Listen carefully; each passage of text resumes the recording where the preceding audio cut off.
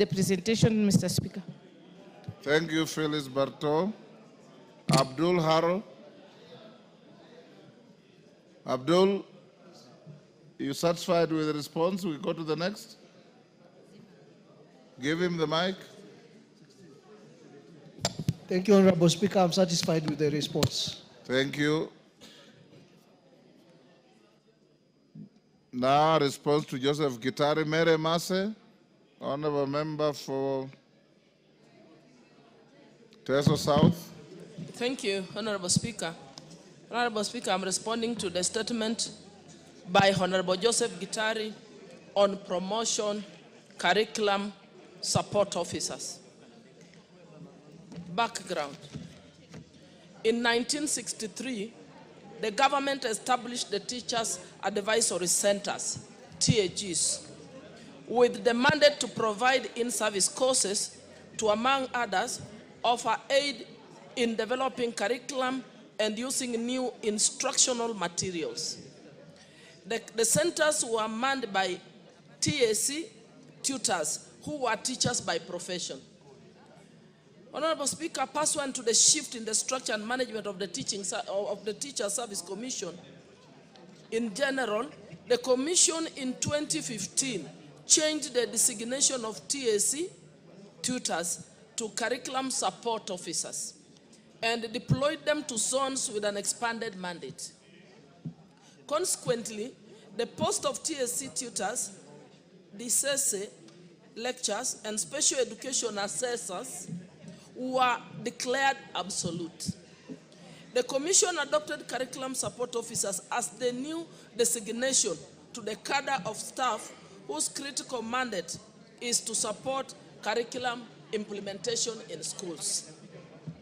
Honorable Speaker, noting the unique designation of the CSOs, curriculum support officers, in that they are neither teachers nor secretariat staff, the Commission in 2019 developed career progression guidelines, CPG, for curriculum support officers. The CPG outlines the academic and professional criteria for curriculum support officers' career advancement. The guidelines link an officer's career progression to his or her performance and professional conduct. The career progression guidelines for the curriculum support officers provide for 4 grades or scales for career growth. That is 1, curriculum support officer 2, 2, curriculum support officer 1, 3, senior curriculum support officer, and 4, chief curriculum support officer. I now move to the specific issues. A report on the steps being taken by the government to promote curriculum support officers due for promotions to the position of principal teacher management officers. This is the response from the ministry. As discussed above, CSOs, that is curriculum support officers, have a distinct career path from teachers and secretariat staff. Their career growth is governed by the career progression guidelines for CSOs. A copy is attached herein as an appendix 2. On the other hand, sub-county officers, also known as principal management officers, PTMOs, are a secretariat staff of the commission, and their career path is guided by the career progression guidelines for secretariat staff. Noting the 2 different career paths for PTMOs, that is principal management officers, and the CSOs, that's curriculum support officers, it is irregular for CSOs to be promoted to PTMOs. However, CSOs qualify to be recruited as PTMOs upon advertisement of the vacancies. To this end, during financial year 2023-2024, the Commission competitively recruited 150 curriculum support officers as PTMOs. Honorable Speaker, the next issue was on, the question was on to report on the status of implementation of the career progression guidelines issued by the Teacher Service Commission. The following is the response. Further, promotion at the Commission is done in consideration of the provisions of the CPG, availability of budget, and existence of the vacancy. Accordingly, the Commission progressively promotes teachers and CSOs in line with the CPG. For instance, the Commission promoted 804 curriculum support officers in the financial year 2023-2024, and during the financial year 24-25 has promoted 25,252 teachers. Honorable Speaker, to ensure that stagnation is addressed, the Commission continuously engages the National Assembly for budget allocation, for promotion, to ensure full implementation of the career progression guidelines in the teaching service. The next question by Honorable Gitari was on measures the government is putting in place to ensure fair career progression in all cadres under the Teacher Service Commission. Honorable Speaker, as a constitutional commission, in discharging its mandate to promote teachers, the Commission observes the values and principles of public service under Article 232 of the Constitution.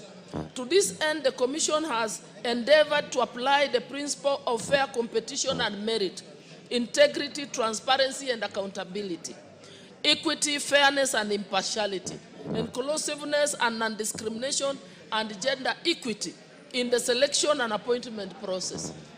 Honorable Speaker, to this end, the Commission has developed a scoring criteria designed to guide the scoring process during promotion interviews.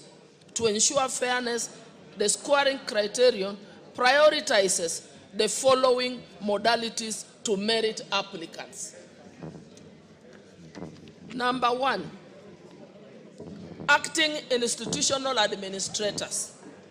Special marks are allocated to teachers who took on acting roles or performed administrative duties, such as a principal, head teacher, a deputy principal, a deputy head teacher positions, etc. However, the duration of time spent in these acting roles significantly influenced the allocation of marks. Teachers who acted for a longer period received more marks compared to those who served for a shorter duration. This aims at acknowledging the level of responsibility handled by teachers during their acting tenure. The second consideration that's considered by this criteria is stagnation. Applicants who have stayed in one grade for a longer duration earn higher scores compared to those who have shorter period in the current grade. Honorable Speaker, the third criteria that's being considered is performance appraisal. Applicants who have higher performance appraisal Mary, Master, how much more to go? Half a page. Okay. Half a page, Honorable Speaker. Applicants who have higher performance appraisal scores receive higher overall scores in the promotion evaluation. This criterion aims to ensure that applicants who consistently excel receive appropriate recognition and rewards for their efforts. The next one is the level of experience. Applicants aged 55 years and above score higher compared to those in the younger age brackets. A tiered approach is employed to differentiate scores based on age ranges. For instance, applicants between the age of 50 to 54 years received lower scores compared to those aged between 55 years and above, but higher scores compared to those in the bracket of 45 to 49 years age group. This approach acknowledges the value of experience and maturity in teaching, recognizing the contributions of senior applicants. And finally, Honorable Speaker, in addition to the criteria mentioned above, the criteria also factors A, knowledge of financial management for head of institution and deputy heads.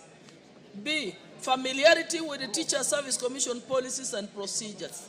3, competence in managing learner discipline. I thank you. Honorable Gitari.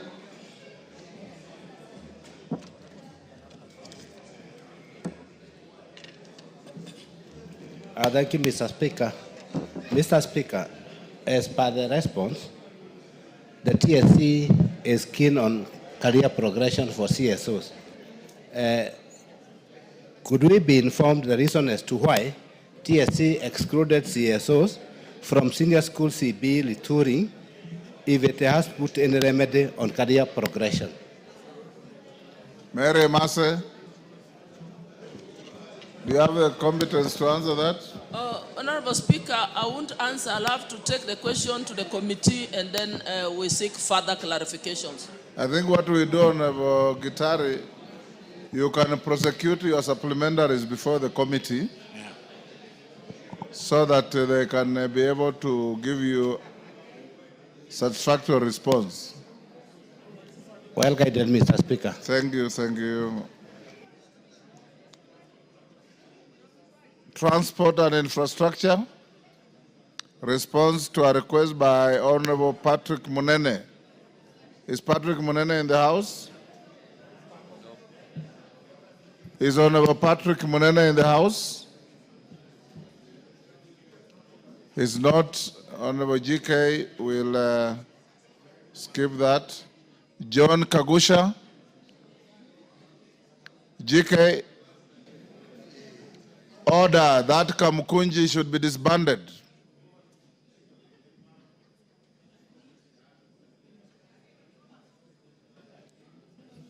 Honorable Speaker, I can't see the...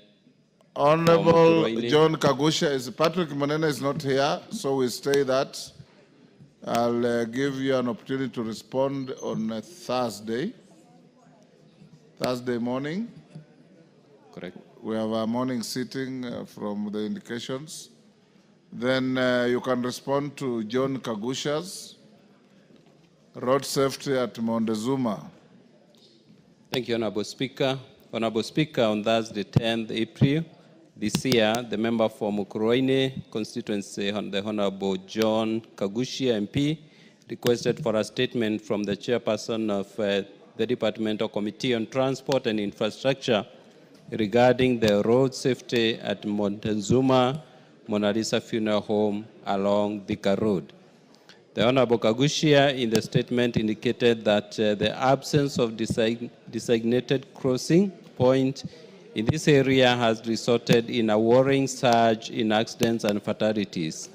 Honorable Speaker, the Honorable Kagushia therefore sought to, among other things, establish a detailed report on the number of and nature of road accidents that have occurred in the area called Kabati, near Montezuma Mona Lisa Funeral Home along Thika Road over the last 6 months, including contributing factors.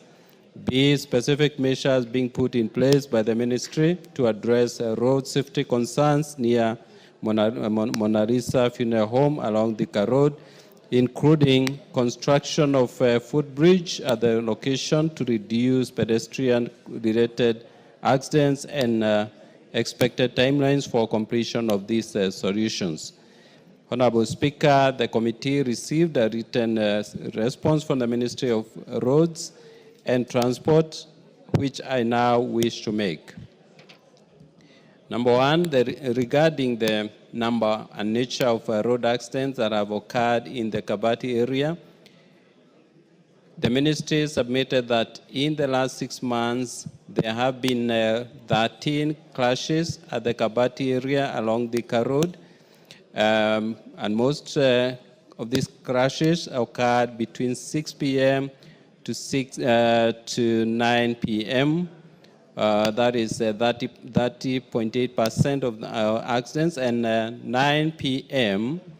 to midnight, about 23% of accidents. Number two, pedestrians are highest number of fatalities at 57.1%, followed by riders, 28.6%, while passengers sustained highest number of injuries at 82.4%, followed by riders at 11.8%. 3, the ministry further submitted that passenger cars were involved in 35% of crashes, followed by motorcycles at 25%, and PSV, that is matatus, at 15%. These crashes were primarily caused by driver negligence, including failure to yield speeding, and loss of control, as well as pedestrian misjudgment when crossing the road, the BC road. Additionally, Honorable Speaker, mechanical failures, particularly in PSV, contributed to some severe collisions. Number 4, regarding the specific measures being put in place by the ministry to address road safety concerns near Montezuma Mona Lisa Funeral Home along Thika Road, including construction of a footbridge at the location to reduce pedestrian-related accidents and expected timelines for implementing these solutions. Honorable Speaker, the Ministry for Roads and Transport through the Kenya National Highway Authority and the National Transport and Safety Authority have put in place the following measures to enhance road safety at Montezuma Mona Lisa Funeral Home. A, with the need for pedestrian safety enhancement in the area, albeit as short-term measures, designation. Honorable Speaker, you may need to protect me because there are 2 members in front of me who are making very loud noise. Honorable Speaker, I have 2 colleagues who are not giving me peace in front of me. Order, Honorable Hillary and Justice. Thank you, Honorable Speaker. B, implementation of appropriate speed limit and usage of infrastructure, raised crossings, speed bumps, and rumble strips to encourage compliance. C, continuous awareness, that is educational campaigns on usage of helmets by riders and pillion passengers, and effective protective gear, especially at night and during low visibility periods to enhance visibility. And D, continuous awareness, that is educational campaigns for pedestrians to cross at the designated crossing points and use reflective protective gear to enhance visibility, especially at night and during low visibility periods. E, continuous raising of awareness on importance of drivers slowing down and paying attention to pedestrians, particularly in areas with busy activity, with a lot of activities, that's busy areas. F, vehicle owners to continuously maintain their vehicles pursuant to legal requirements of Cap 403 of the Traffic Act. G, introduction of vehicle telematic systems under the draft Commercial Vehicle Operational Regulations 2025, as the real-time monitoring can be used to alert drivers of unsafe driving conditions and behavior, ultimately reducing accidents and promoting safer driving practices. H, continuously liaise with the county governments to install street lighting at the appropriate locations, especially in areas where visibility is limited. Honorable Speaker, thank you, and I submit. Kagusha. Thank you, Honorable Speaker. I want to appreciate the response, even though the response has come rather late after raising it back in April. Honorable Speaker, what you will notice is that from the steps that Ministry or Kenya proposes to take, none of those proposals give any meaningful solution to the problem that we have there. Honorable Speaker, For us to be able to solve this problem, what we require is a footbridge. But when you look at the responses that we are getting now, Kenha and Ministry is proposing to enhance awareness for pedestrians to observe the pedestrian crossing points. Honorable Speaker, where we have this Mona Lisa morgue, we do not have any designated pedestrian crossing lane anywhere. And so when Kenha proposes that it is going to be enlightening and creating awareness to pedestrians to observe the crossing points, Honorable Speaker, I am at a loss, because then I do not understand which crossing point is this that Kenha is referring to, unless Kenha is responding to this statement without having gone to the ground to check. Honorable Speaker, I would like to urge you to give direct instructions to the ministry to first create that pedestrian crossing point, which they are saying they are going to create awareness, which does not exist. And of course, give direct instructions so that the ministry can be able to put up a footbridge. Honorable Speaker, on 17th July of this year, 3 months after I had raised this question or this request for statement in this house, 2 members of the same family, blood sisters, were knocked down at the same crossing point. They were crushed, and one of the sisters died, and the other one has had to now do without both of her limbs. Honorable Speaker, this is a demonstration of how our roads have become unsafe. And having gone through a very tragic week last week, where this country has lost 80 people through road accidents in Kisumu, in between Kakamega and Kisumu Road, Namanga Road. Honorable Speaker, you are supposed to seek a clarification. You are now raising a wholly new structure of questions. Honorable Speaker, I was doing this awaiting to get your attention because I realized you are quite distracted by an honorable member. How did I know that you are raising a whole new set of issues if I was distracted? But Honorable Speaker, the whole issue here is that I would like the Honorable Chair to clarify.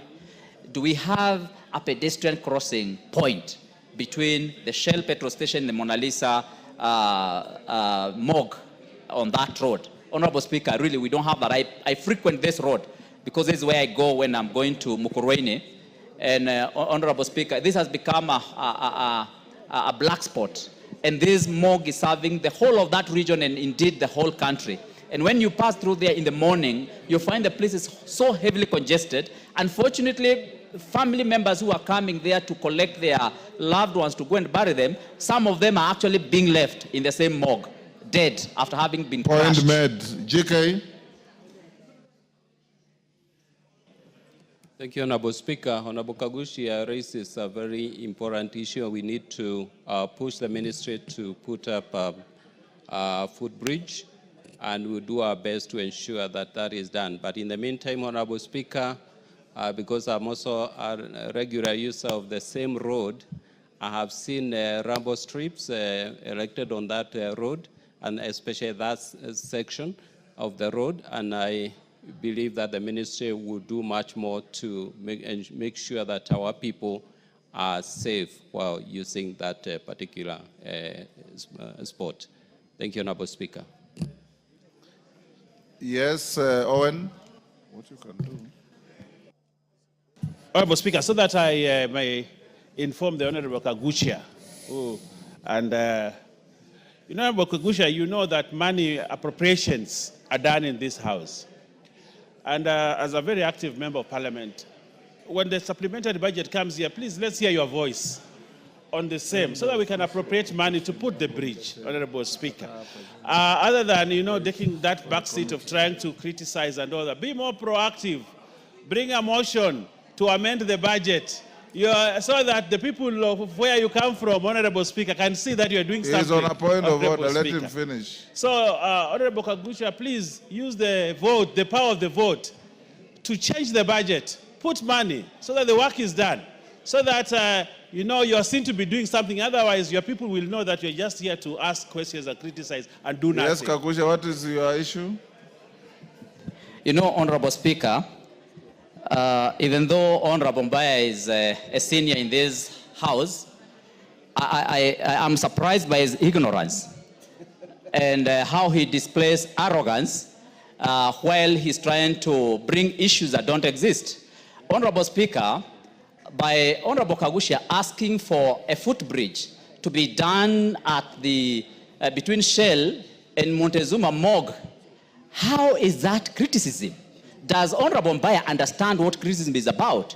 And is Honorable Mbaya trying is he trying to say that I do not raise issues of budget in this House? Honorable Speaker, when we were making supplementary budget, Honorable Mbaya here was actually trying to gag me when I was raising these issues. And I want to ask Honorable Mbaya, in all fairness, you need to allow honorable members to execute the issues here without having to defend the executive. This House is not... Order, Honorable Kakusha. The fact that he raised something about what you said does not mean he was gagging you. He has no capacity to gag you. At all, at all. I gave you space to speak, and you spoke. Yes, Honorable Tandaza. Give Honorable Tandaza.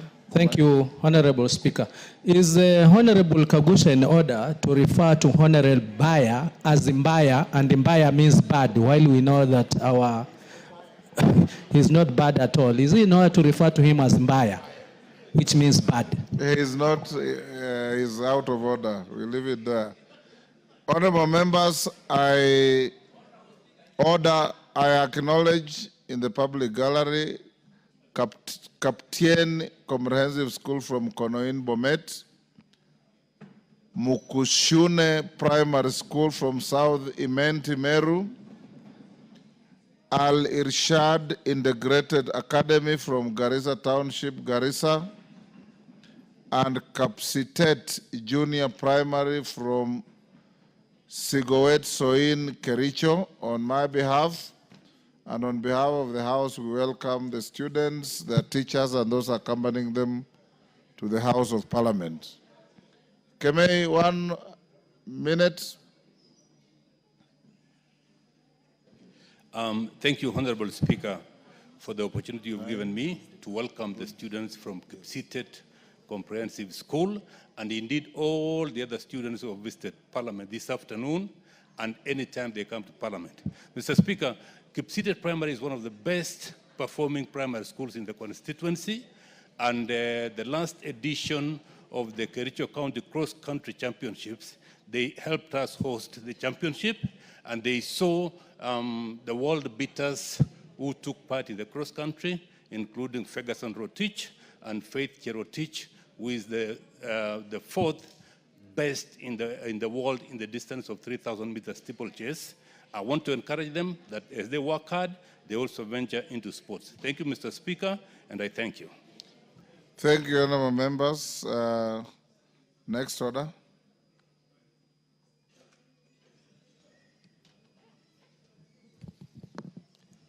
Order number 10.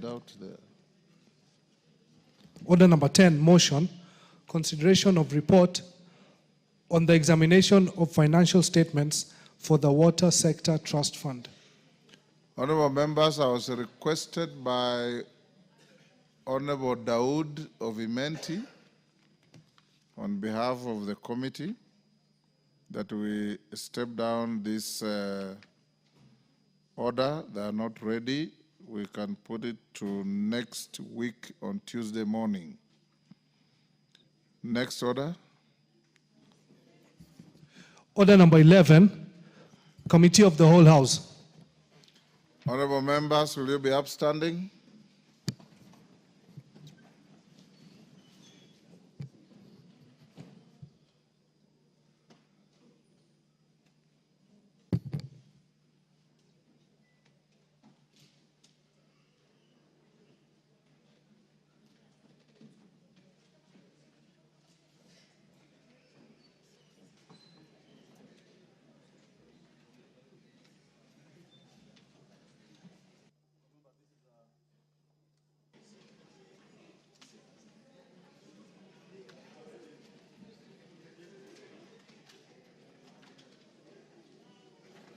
Order. Remember, this is a very short committee. It regards the President's reservations to the National Land Commission Amendment Bill, National Assembly Bill number 43 of 2023. Order. Order. Shall we then take our seats so that we can do it quickly? Members, as you may be aware, the procedure for handling the President's reservations.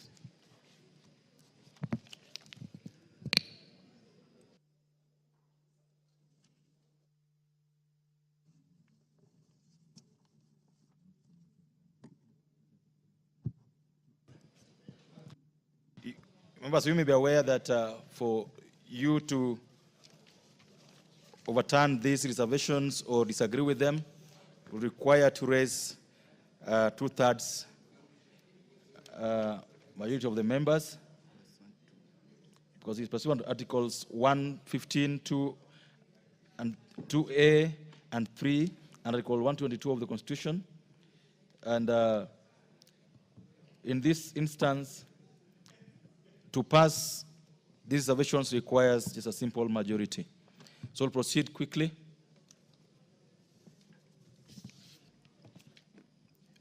President's reservation to clause 2. I propose the question, members, that the President's recommendations to clause 2 be considered.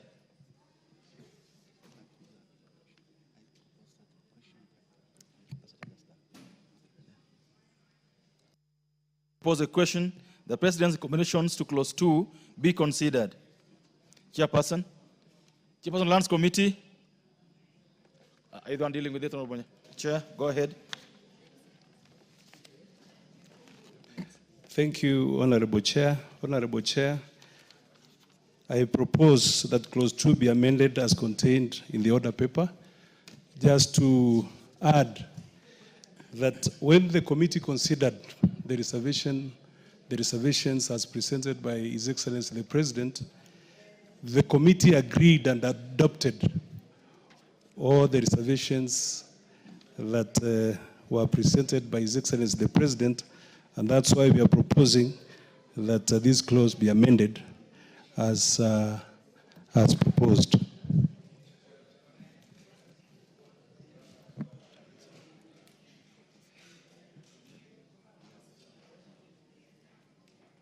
Members, I propose a question that clause 2 be amended as recommended by the Excellency of the President. Go ahead. Chair, even though I'm fully aware that the proposed amendments or reservations by the President would carry the day just by simple majority, I think it is important that we put our voices to the implication of these to the rights to property under sections 40 of the Constitution and the potential abuse that this can have to people who have already enjoyed proprietary rights over property, especially people with freehold. I think it is important that we consider the implication that this would also have on the economy itself, the banking industry where titles are held as security and collateral, and therefore, this amendment, the fact that we cannot raise 2/3, I think this House must be very cognizant of the implication that this would have to proprietary rights and to the economy and the industries. I would oppose it. Thank you. Member for Loima, want to speak to this? Hello, members. I therefore put the question that clause 2 be amended as recommended by the President. Will last minute opinion say aye? Will last minute opinion say nay? The ayes have it. All members, it therefore goes without saying that the President's reservations and recommendations to clause 2 are carried. President's reservation to clause 3. Members, I propose a question that the President's recommendation to clause 3 be now considered. Chairman, Lands Committee. Thank you, Honorable Chair. I propose that clause 3. You beg to move that? I move that the clause 3 be amended as contained in the order paper. Chair, what we have is just about clarity and aligning the clause to the Constitution. So when the committee considered this, again, we adopted because it was just giving sanity and cleaning that particular clause. There was nothing major, including even clause 2. Clause 2 was talking about the limit, the 5-year limit. So it didn't have a lot of implications, and we were even proposing that once we are done with these amendments, we can still revisit and see whether we are able to give that extension. There is provision within the clause that if NLC so feels that they need an extension of the same, then we should be able to do that. I move. Thank you. Members, I now propose a question that clause 3, be amended as recommended by the Executive of the President. There's no contribution on this. All members, I therefore put the question that clause 3 be amended as recommended by His Excellency the President. Will as another opinion say aye? Will as another opinion say nay? The ayes have it, with the result that the President's recommendation for the amendment of clause 3 of this bill is carried.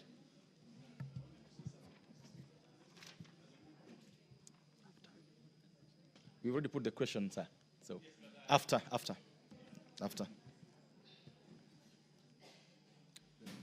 Not now. You're gonna get a chance in the coming.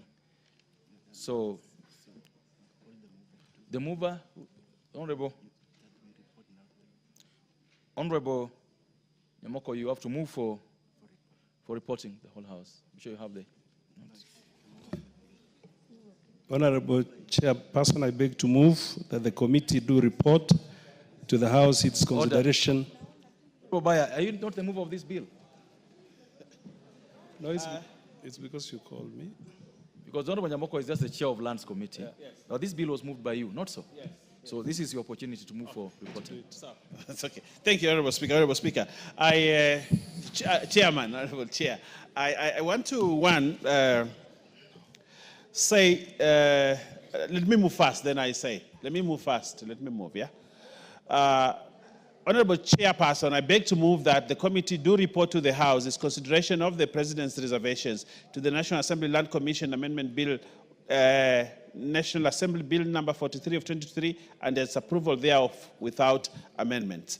Honorable Speaker, Honorable Chair, while we know the limitations we have as Parliament when dealing with presidential reservation, we respect that because it is constitutional, Honorable Speaker.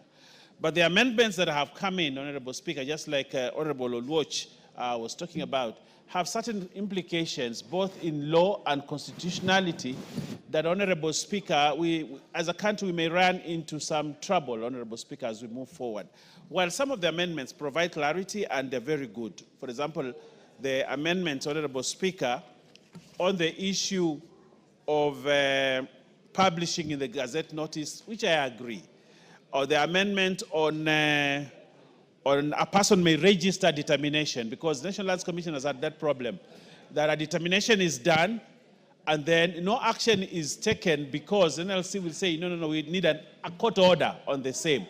But now we are providing clarity, and I thank the team that worked on this to say now, when a determination is done by National Lands Commission, the beneficiary of that determination can now go to court and register that determination, which I think is an improvement. Thank you, Major. Because for many times, you see, National Lands Commission determinations have been ignored, but this registering it gives it force of law, which is very important. Honorable Speaker, Chair, again, the Commission... You know very well, the Honorable I understand, but order.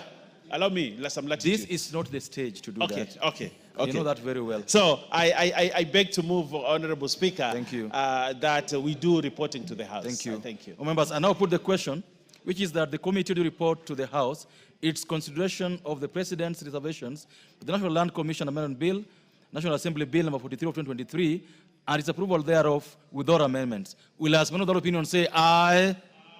Will as many of the opinion say nay? Ayes have it.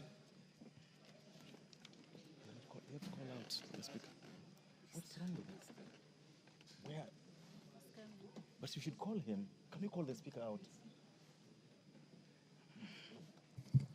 Members should be notified of his coming. But members should be told. Honorable members, Mr. Speaker.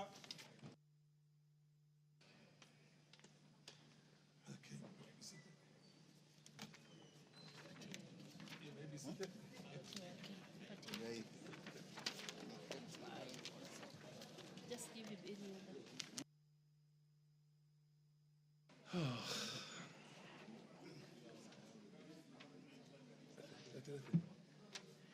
It's not clear.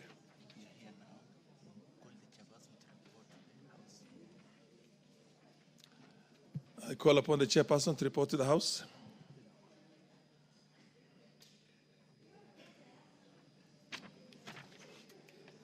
Honorable Speaker, I beg to report that the Committee of the Whole House has considered the President's interventions, the National Land Commission, Amendment Bill, National Assembly Bill number 43 of 2023, and approved the same without amendments. Move of the bill to move agreement to the report. Honorable Speaker, I beg to move that the House do agree with the committee in the said report. I will also ask the chairperson of lands to second. But if you allow me, Honorable Speaker, at this juncture, is that okay? At this juncture, Honorable Speaker, to say a few things about the bill. This is a very good bill. The National Lands Commission has been incapacitated because of lack of proper statute for it to operate. As we move these amendments, which have been long overdue, Honorable Speaker, the people, especially the people of the coast region... Order, Honorable Deputy Majority Leader. I have to propose before, just... I have to propose first before you can... Okay. You can make that kind of... the other one is just a ritual. You basically follow verbatim everything. That's so how the mover can, yes. can second. Second, The chairman. You just say that, you know, Chairman you to don't second. agree and then seconded, yes. Thank you, Honorable Speaker. I second. Honorable members, honorable members, I propose a question, which is that the House doth agree with the committee in the said report. Yes, yes, Honorable Speaker. yes, you are allowed now. Yes. So, Honorable Speaker, like I was saying, this is a very important piece of legislation, Honorable Speaker, that will give power to the National Lands Commission now to start reviewing grants which had been halted because of the expiry of the period of 5 years. Secondly, Honorable Speaker, we are also giving the National Lands Commission the power to handle historical land injustices, Honorable Speaker, which had been stalled by the fact that the law had expired because there was a limitation that had been put in the statute, Honorable Speaker.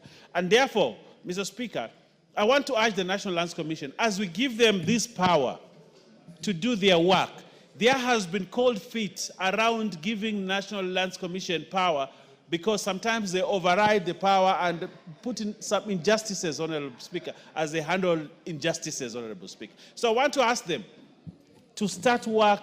Let the people of the coast region, let the people of Western, let the people of Nyanza, let the people of Nairobi, who, Honorable Speaker, for a long time have suffered historical land injustices, now get justice because we have given them the law and the power to do it. But, Honorable Speaker, I will feel very bad as a mover of this bill and as initiator of this process that they sit on the powers and do nothing until the time lapses again, Honorable Speaker. We want them to move with speed. And I want to ask the chairperson here, a very good man, who deserves another term in this parliament. He has served his people very well, the Honorable Nyamoko. He's done very well. And he's served the Committee of Lands in this House very well.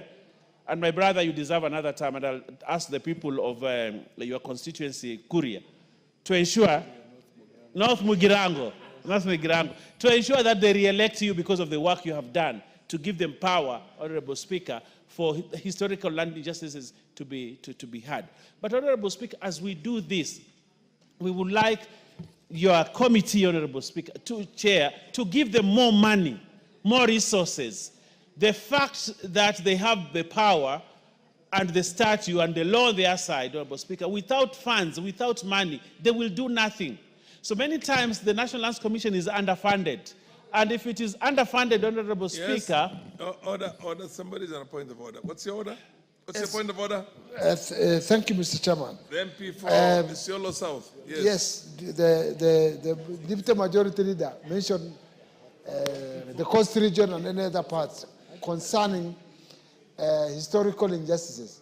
Historical injustices covers even our part. In the northern part of the country, including Isiolo, is also covered. Please mention even Isiolo. Okay, Honorable Speaker, and I want to ask that there are people to hear you because you are a very good representative. You have to remind, actually what you've done, Honorable Speaker, this Member of Parliament for Isiolo will get another term because he is very concerned about his people.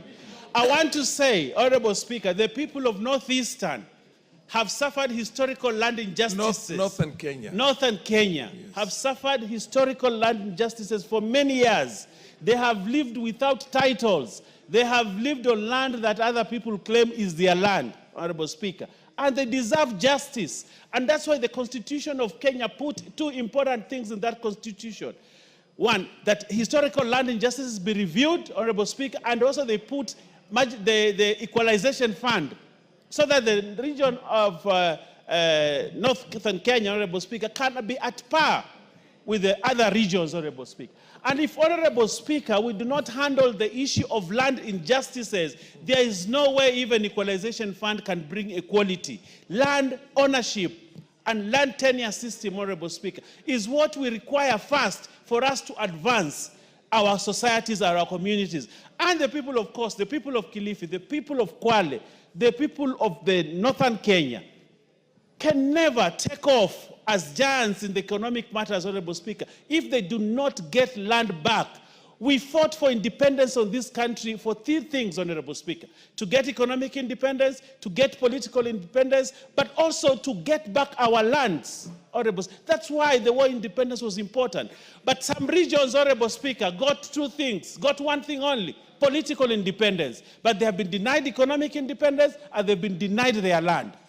This law, Honorable Speaker, and I'm very passionate about this, is a precursor, is one big step towards ensuring that the reasons why we fought for independence in this country is achieved. And I am happy today that this 13th Parliament is midwifing this law, Honorable Speaker. And as we move, Honorable Speaker, on this matter, I want to say this. Although the presidential reservation, we support it because of the thresholds constitutional. But there is one thing, while I will agree with it, but principally, Honorable Speaker, the Supreme Court ruled you cannot limit a right by virtue of time. A right is a right. If you are denied your right this year and you come and claim it 2050, it will still be a right. But what we have, but the presidential memorandum has introduced the aspect of time again, capping it at 5 years. So if something was done to me and I come to realize this was an injustice 10 years from now, what do we do? And the Supreme Court made a ruling, Honorable Speaker, that we cannot deny a right, somebody's right, by virtue that time has elapsed to lodge a complaint. But because of the constitutional thresholds, we cannot overturn. But I also like what they have done. They have said Parliament can review and give more time. Although it's not something that I really wanted. Deputy Majority Leader, but I want to say, I want to thank this Parliament. I want to thank you, Mr. Speaker, for allowing me the time to speak. I know when I talk about Northeastern, it touches you, your heart. And I want your heart to continue to be touched, Honorable Speaker, by such things. Otherwise, I rest my case and I thank you, Honorable Speaker. Order. Are you on a point of order? No. At this stage, it's allowed, yes, but only a small leeway. But if you insist, and you all want to be watched by your constituents back at home, I'll allow the Honorable, the Narok MP and Karole Omondi. Are you asking for yourself or are you asking for somebody else? Are you okay? Proceed, Honorable Oluoch, and then followed by Karoli. And then the MP for Narok. And honorable order. Honorable members, and please just take a minute. I know it's a very touchy issue. And that's why the chair is willing to give a certain leeway. And land is a very passionate thing in this country, and it rightfully is. But let's just take 1 minute all so that we can conclude this matter. And Speaker, I want to thank you Is for that Tandaza at that end there? Honorable Tandaza? Gatana, okay. Proceed, Lord. Thank you, Speaker, for allowing us the latitude to speak on this very emotive matter.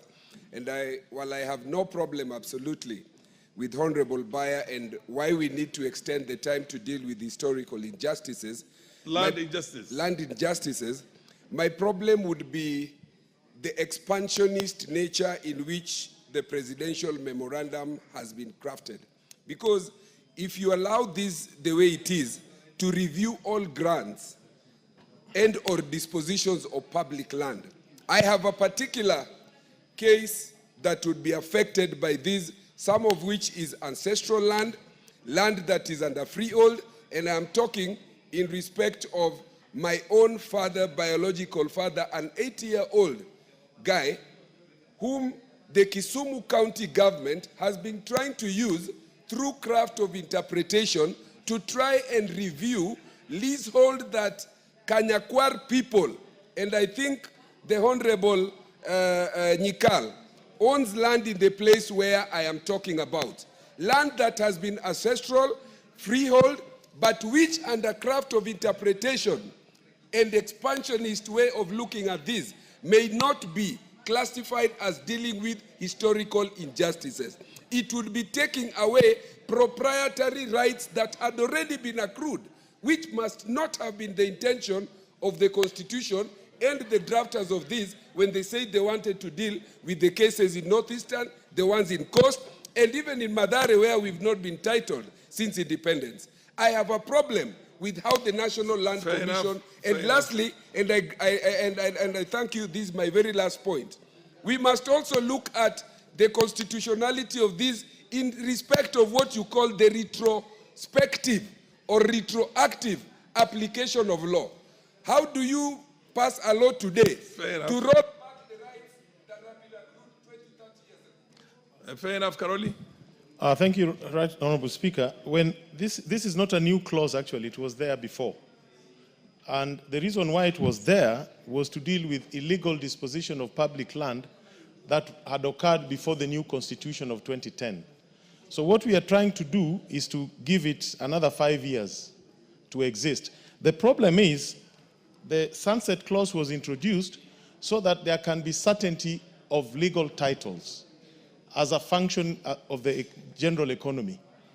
And by keeping to extend the sunset clause, we are creating uncertainty. So we need to be very sure, what is it? There must be something that somebody forgot to take to the attention of the Commission for review. And it is something to do with public land, but it has been misinterpreted even to lay claims on certain parcels of land owned by various other bodies. And even though, the minority leader was talking of a right that should not be limited by a fluxion of time, surely equity only assists the vigilant and not the indolent. You must assert your rights within a certain period of time for that certainty to be there. And even though we are passing it, I think we need to be very clear that it cannot go ad infinitum. At some point, this provision has to be exited so that there is certainty. Because if you have not claimed that your rights were violated for 100 years, surely, what have you been doing? Sleeping on your rights. That's what I wanted to correct. Fair enough, Yeah. Honorable. Maybe this window of correcting was not there before. It's only there now. Anyway, the Honorable MP for Narok, you only enjoy a right when you get the window. Thank you, Mr. Speaker. I also wanted to weigh in on this matter, Mr. Speaker, especially, as legislators, the law allows this House to do all the legislations. And it is only this House, Mr. Speaker, whenever there is a memoranda sent by the President, it means it was a failure on our part to ensure that we do a law that is in addendum with almost everybody. So, Mr. Speaker, what I'm only asking the chair, the lands chair, is that let us implement the law as it is, as it has been sent back, and let us ensure that all the land matters. It is unfortunate that at this age and era, Mr. Speaker, we still have squatters in this country. We still have people who are living on their land without titles. We still have people whose cases have been pending in courts and has never been reviewed, Mr. Speaker. So I think it is an opportunity for the chair and this House, Mr. Speaker, to ensure that all the landless people in this country are settled. All those people who have cases in courts for land cases, Mr. Speaker, are settled. All those people who are living on land without titles, Mr. Speaker, are titled so that people can also live peacefully. Because, you know, Mr. Speaker,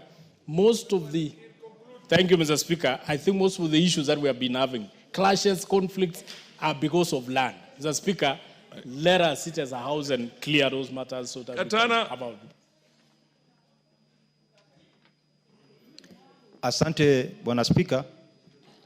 Hiki kipengele ambacho tunakifanyia marekebisho kilikuwepo, lakini tunataka kukipatia nguvu zaidi. Kumekuwa na dhulma za kihistoria za mashamba, hususan pwani. Watu wengi mashamba yao yamekuwa yakichukuliwa bila wao kujua. Sasa hii tume ya kitaifa ya mashamba imepatiwa tena nguvu ya miaka 5 kuchunguza vile dhulma za mashamba zimefanyika miaka mingi. Wachukue muda huu sasa, kwa sababu ule muda waliopatiwa ulikuwa umeisha. Wachukue muda huu kuhakikisha kwamba Wakenya ambao wamedhulumiwa hasa mashamba yao wanaweza kupata haki katika huu muda wa miaka 5 ambao tumepatia. Wasisubiri mpaka miaka 5 ishe alafu ndo waje tena bunge waulize miaka 5 mingine ya kuwa wanataka kufanya kazi hiyo moja. Asante Bwana Speaker. Mheshimiwa Professor Nyikal. And then the very last one, the MP for Isiolo South. Thank you, Mr. Speaker. Mr. Speaker, this is not in reference to what Honorable Watch said, which is also a fact. But Mr. Speaker, I think this is a double-edged sword in the hands of the National Lands Commission. Whereas it is quite acceptable, and I agree that where there were historical injustices, there should be opportunity to review. But it also presents opportunity for abuse, where land that actually had been owned, the proprietary rights who have been there for years, now can be claimed back. And my concern, and I want to say this for the records, my concern are public institutions, particularly schools, police stations, and so on, where community members long time ago actually gave land for schools to be built, for police stations to be built, and other institutions and colleges. And now, we have had cases where actually grandparents or grandchildren or grandchildren are now coming up to say that we were not consulted this land, this was the only land, and therefore, as a family, now we are landless, and this was given to the public. And now it's being used as such. Now, these are cases that can actually be very deleterious and cause a lot of problems to public institutions. So I think the Land Commission is behoved to now look at this very, very carefully and protect the rights of institutions and individuals that may be affected. MP for Isiolo South. Thank you, Mr. Chairman. Mr. Chairman, I interjected. I tried to get through point of order when the majority leader was talking. And he was touching about other districts, counties, which have problems, have had problems of historical land injustices. The reason why I jumped up is simply because we, the Northern Kenya, will be faced by the same problems. And it has started with Isiolo. Isiolo being next to the developed world, I can call in courts. We are getting that problem now. The land has been, our land has already been, we had undergone historical injustice at independence, immediately after independence, when people were giving, the first commission was formed. And we went to court. In 2015, the court pronounced itself, the High Court of Kenya, Justice Lenaola, that there was historical injustice under case number 511 in 2015, that matter be referred to National Assembly to form a commission which will go and get that matter corrected. Up to today, nothing has come out. And today, and we were told that the time has lapsed. That is why I'm saying we are now getting a air of relief, so that the National Land Commission should now push for formation of a commission over that matter in Isiolo between us and Meru County. That is where we have, and it's a pending case, and the judge has announced themselves, and we could not go anywhere to get our matters pursued further than that, so that the historical injustice we suffered after 1963 can be taken care of. Fair enough. Yeah. Thank you. Very last one, Sarah Korere. Mheshimiwa Sarah Korere. Thank you, Please Speaker. give her the mic. Thank you, Speaker. Speaker, this amendment, if I'm not wrong, speaks specifically to public land. And Speaker, you know when it comes to matters land, it is very emotive. But again, Mr. Speaker, it is true what the Honorable Member for Isiolo South is raising, that the National Land Commission, at least in our knowledge, has failed to address the historical land injustices. But Speaker, having said that, there is public land, especially in northern Kenya, where we all come from, where the government had allocated this land to public institutions, regardless of the need of the locals of those areas. And most of the times, Mr. Speaker, like the Leparua land, you find that the Kenya Defense Forces has been given so much land, and the local communities are killing each other because of the scarce resources. You know, if you look at the KDF today, there is so much grounds they can go to train. The Suguta Valley, why should that be a no-go zone area for the KDF? They have everything it takes to flush out those bandits there and go and train in Suguta Valley. They can go train in Mgogodo Forest. You know, the bandits have taken over Mgogodo Forest. So this amendment is very important, and the local communities. You know, Mr. Speaker, sir, if you look at Rumuruti today, there is so much public land in Rumuruti which the county government is using to dish out to their friends in Nairobi, in wherever, and the local communities who are there are still landless. So, Mr. Speaker, sir, I think this amendment will come in time, and the incoming National Lands Commission must do better than their predecessors. Thank you, Mr. Speaker. Jamatian, you came late. What happened? Serious. 1 minute.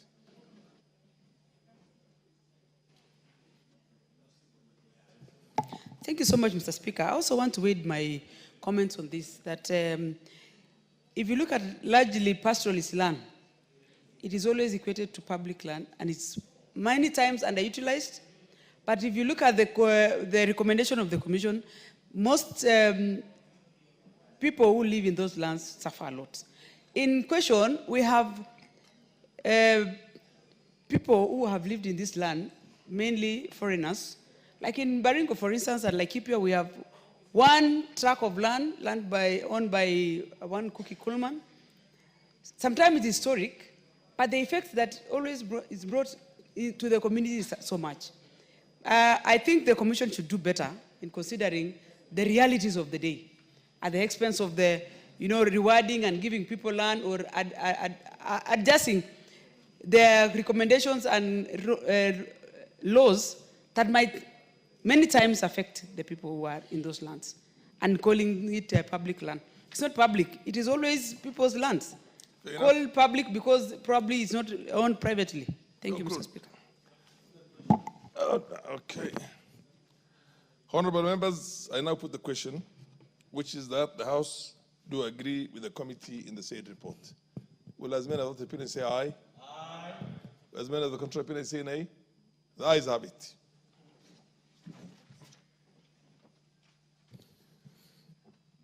Next order. Who is on a point of order? The MP for Isiolo South. My order, mine is something different. I think almost a month ago, before we went on recess, the last recess, I raised the question about insecurity in Isiolo. And that matter was referred by the speaker that it should come up, the answer should come up 1 week after the recess. And we are in 2 weeks, we are in 2 weeks now after the recess, that recess. I want to bring to your attention at least. The Honorable Tubi. Yes, sir. Whereas I do understand and appreciate the gravity of insecurity anywhere in this country. Whereas I do understand that challenges are many in Isiolo. This was supposed to have been raised at order number 7. Sorry? We're now on order number... No, I'm just trying to bring that matter should be brought up because Yes, it has but delayed. You should have raised it at that time. It has. But nonetheless, nonetheless, honorable members, I've heard you.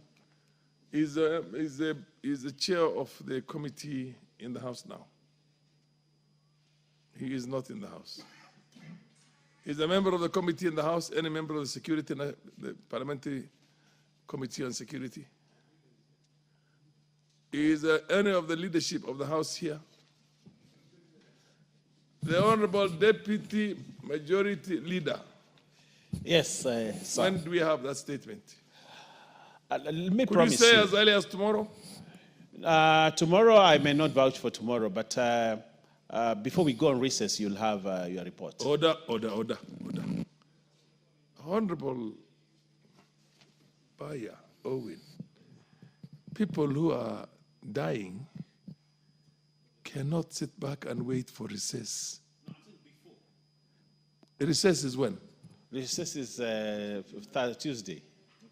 The next Tuesday? Thursday. This Thursday. So we only have tomorrow and Thursday. Honorable Oyambaya, I direct that you look for your chairman of the committee and let's have this answer tomorrow, the very latest in the afternoon. If you can get it in the morning, so much the better. Much obliged, my speaker. Thank you. Next order.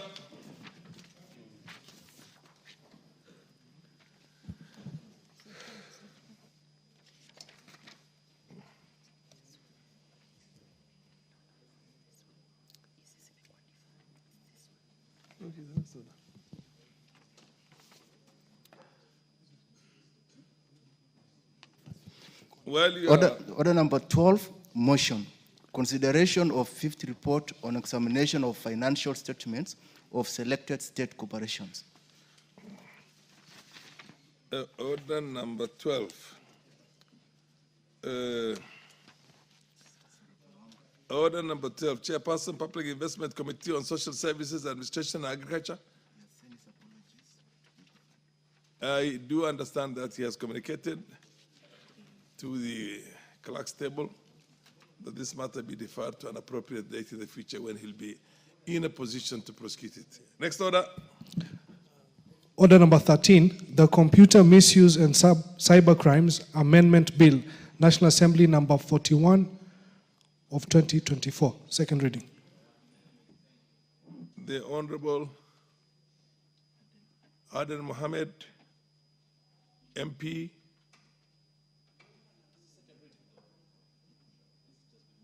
It's been moved, yeah? It's not been moved. It's not been moved for second reading. That's the information I have.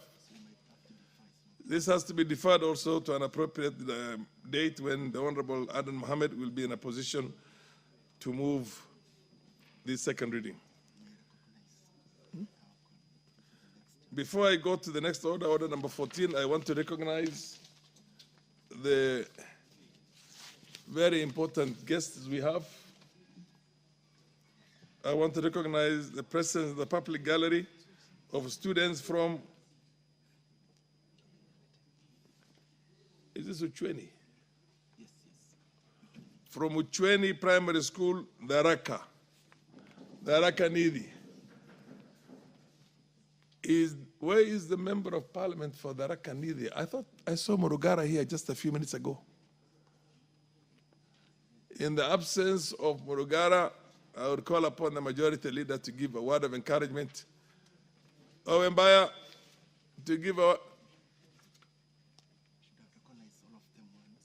Yes, give a word of, what do you call it, recognition and encouragement to the children from Uchweni Primary School in Tharaka Nithi, which is a very arid place. Thank you, Honorable Speaker. Honorable Speaker. They need all the encouragement, yes. On behalf of the leadership and on my own behalf, I want to welcome the students from Tharaka. I welcome you to the chamber of the National Assembly, these hallowed grounds, this august house, Honorable Speaker, and also to welcome you to the National Assembly. It's the public gallery. You face this side. Yes, to the National Assembly, Honorable Yes. Speaker. Honorable Speaker, Tharaka reminds us of very interesting things. But one of the things is Tharaka has given us the Deputy President of the Republic of Kenya. And I want to encourage the children, just like our Deputy President, Professor Kithure Kindiki, who sat in this house, Honorable Speaker. We look forward, Honorable Speaker, to you one day coming to this chamber, work hard on your studies, play smart, do your best, and become glowing and very successful people out there in life after high school and after school. Excellent. Honorable Speaker. But I also want to remind that the beauty of Tharaka is that they always give us the last results, and those results form government. And therefore, you're very, very special people, the people of Tharaka. You're most welcome. Okay, to this I also want to recognize the presence of students from Gachagua Primary Junior School in Tharaka, another Tharaka. Today is a Tharaka Day. And then Michesethiu Primary School and Junior School from Bere North in Embu, and Chengalo Chereber School from Kesses in Uasin Gishu. Now, I am looking for a lady to give those words of encouragement. And under circumstances, I think you proceed, Honorable. Chematian. Give her the mic. I'll give that school. The other one is in the Speaker's Gallery, but that will be done by somebody else. And I'll call on the MP for Imiru Adikir. Thank you so much, Mr. Speaker. I also want to take the opportunity to welcome all the students and pupils in the gallery, public and the Speaker's gallery to this August House. I want to tell them that everything is possible, you work hard, and success is very intentional. Everything you do today, in school, at home, is going to reflect the future of your life.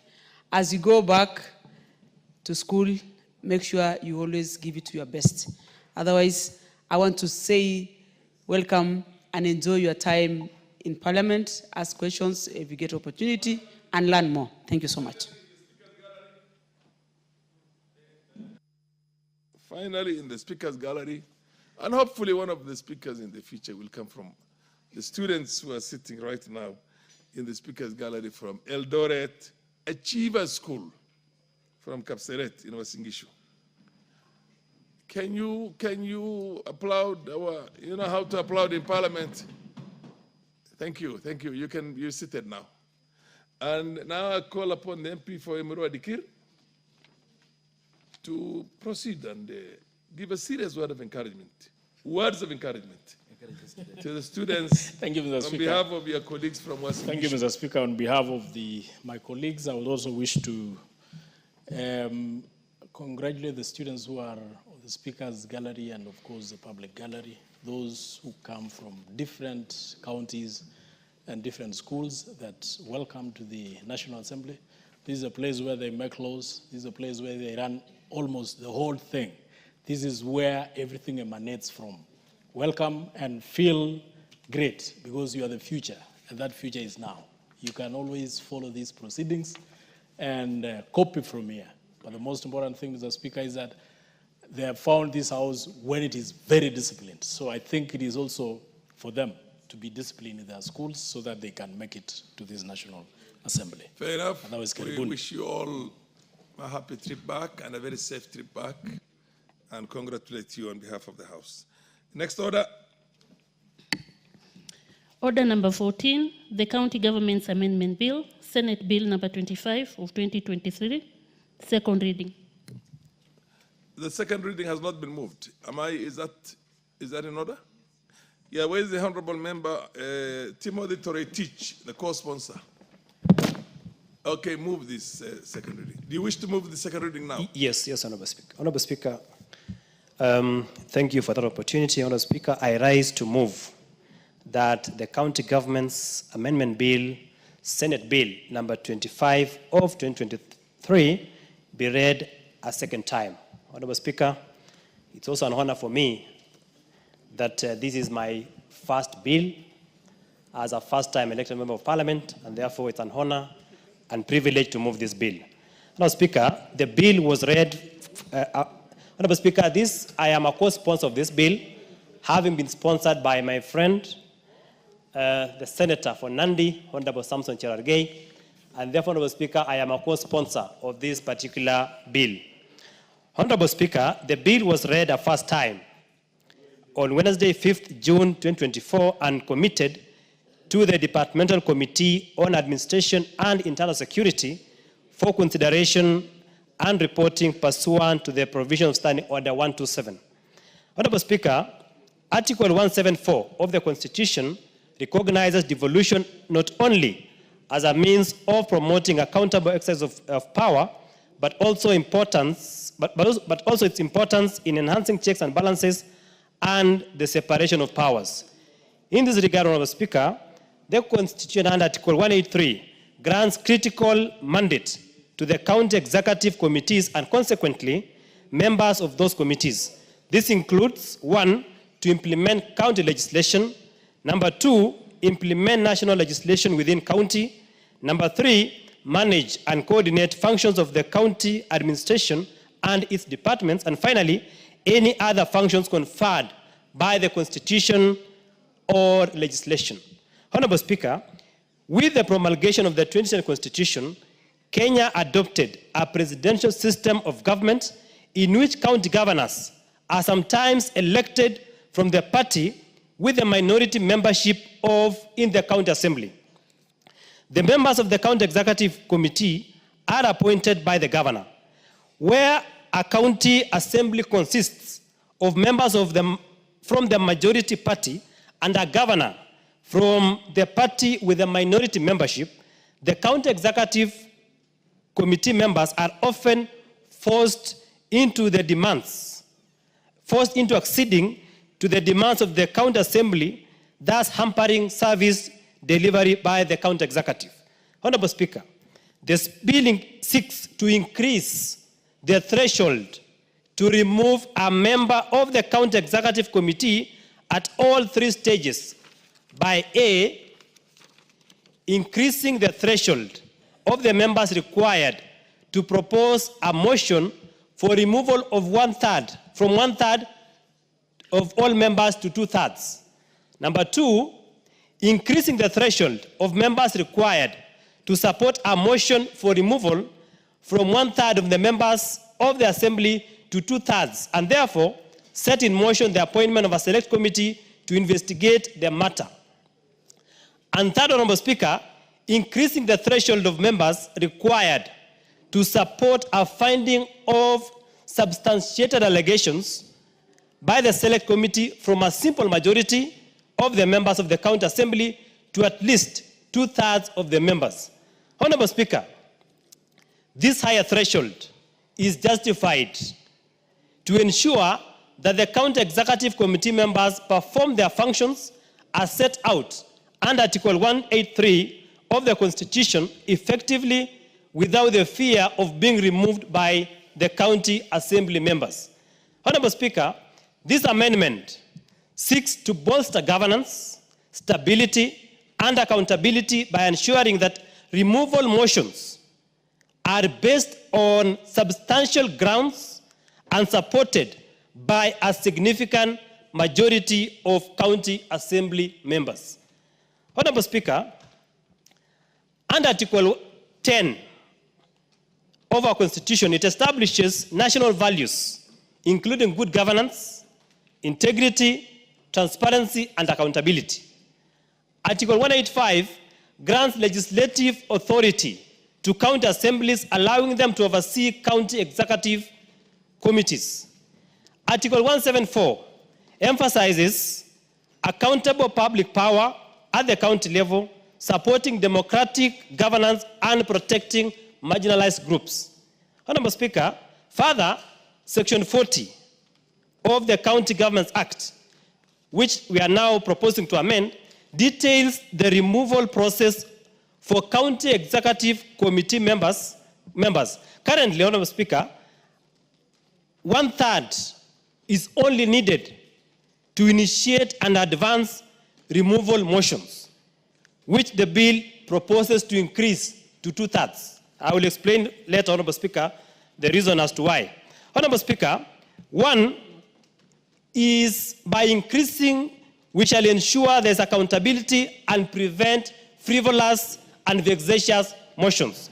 In what manner, Honorable Speaker? One, raising the threshold from 1/3 to 2/3 ensures that removal motions are grounded on serious, substantiated reasons, preventing frivolous or politically motivated actions.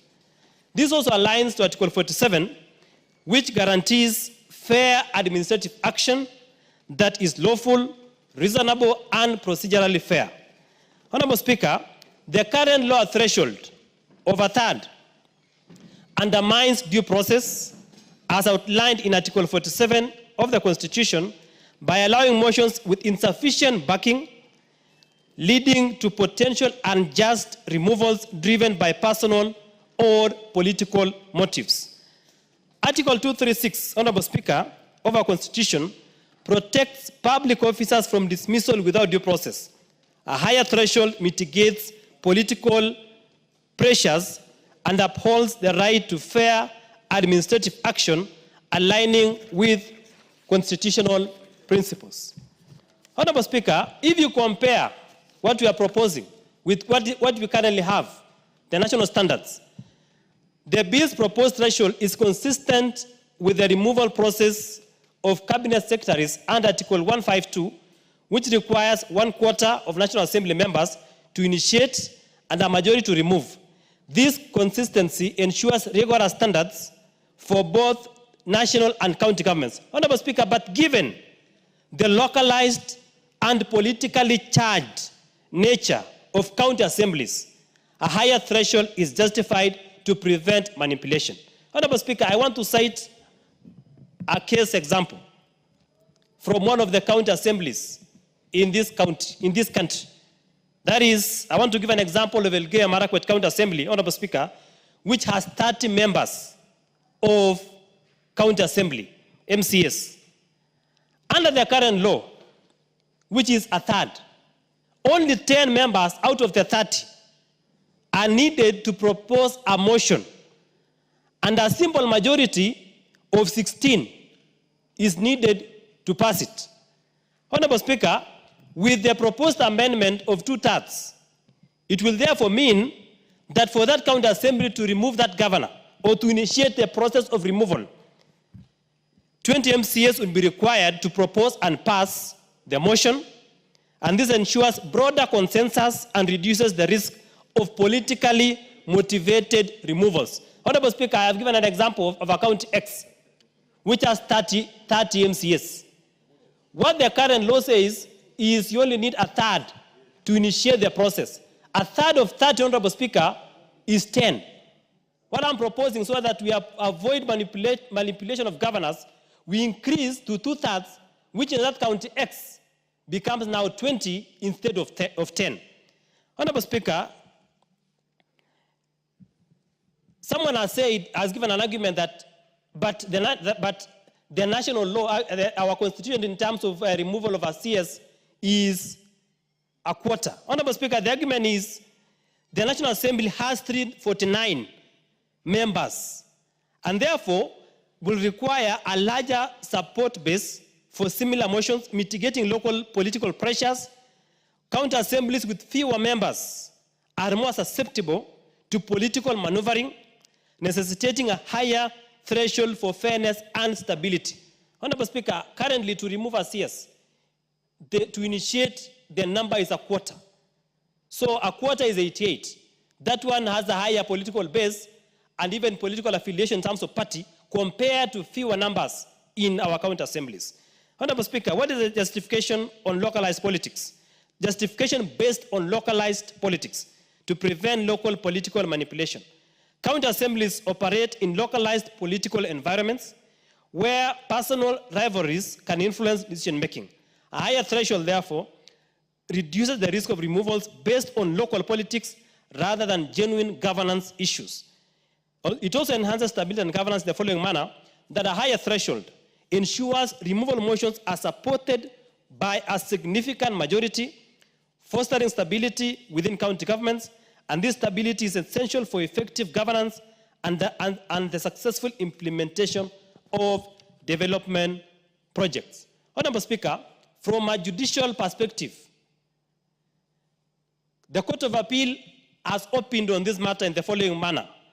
The Court of Appeal has emphasized the need for procedural fairness and substantial grounds in the removal of public officers. In the case of the county government of Nyeri versus Cecilia Wangeshi Ndung'u, 2015 EKLR, the court underscored the importance of protecting public officers, those are the CECs in this context, from arbitrary removal, thereby supporting the national rationale of a higher standard. Honorable Speaker, in conclusion, the County Government's Amendment Bill 2023 is a critical measure to strengthen county governance by raising the threshold of removing county executive committee members. This amendment ensures actions are well supported and aligned with the constitutional principles, enhancing the integrity and stability of county administrators while protecting them from undue political pressures. Honorable Speaker, in a nutshell, what this bill seeks, the County Government's Amendment Bill, the Senate bill, seeks to increase the threshold of impeaching a county executive committee member from the current a third to 2/3. Honorable Speaker, this stems from the fact that there is a lot of manipulation of county governments or the county executive by the county assembly members because of the low threshold required to initiate the removal of a CEC or a county executive committee member. Honorable Speaker, under the current presidential system, where you have a county government where the governor is elected on a minority party or as an independent with a majority of the members of the county assembly from another political party. And therefore, the county governor will be susceptible to intimidations from members of the county assembly because of the the low threshold that is required to initiate the impeachment of a county governor or of a CEC member. And therefore, Honorable Speaker, to protect devolution, to ensure that motions are grounded on substantial grounds, there is need for this Honorable House to consider raising the threshold that is required to initiate and to subsequently impeach a county executive committee member. Honorable Speaker, that is the intention of this motion. That is the spirit of this motion. For that, Honorable Speaker, I wish to move the said motion and ask Honorable Karoli Omondi, the powerful and ranking member from Suba, to second.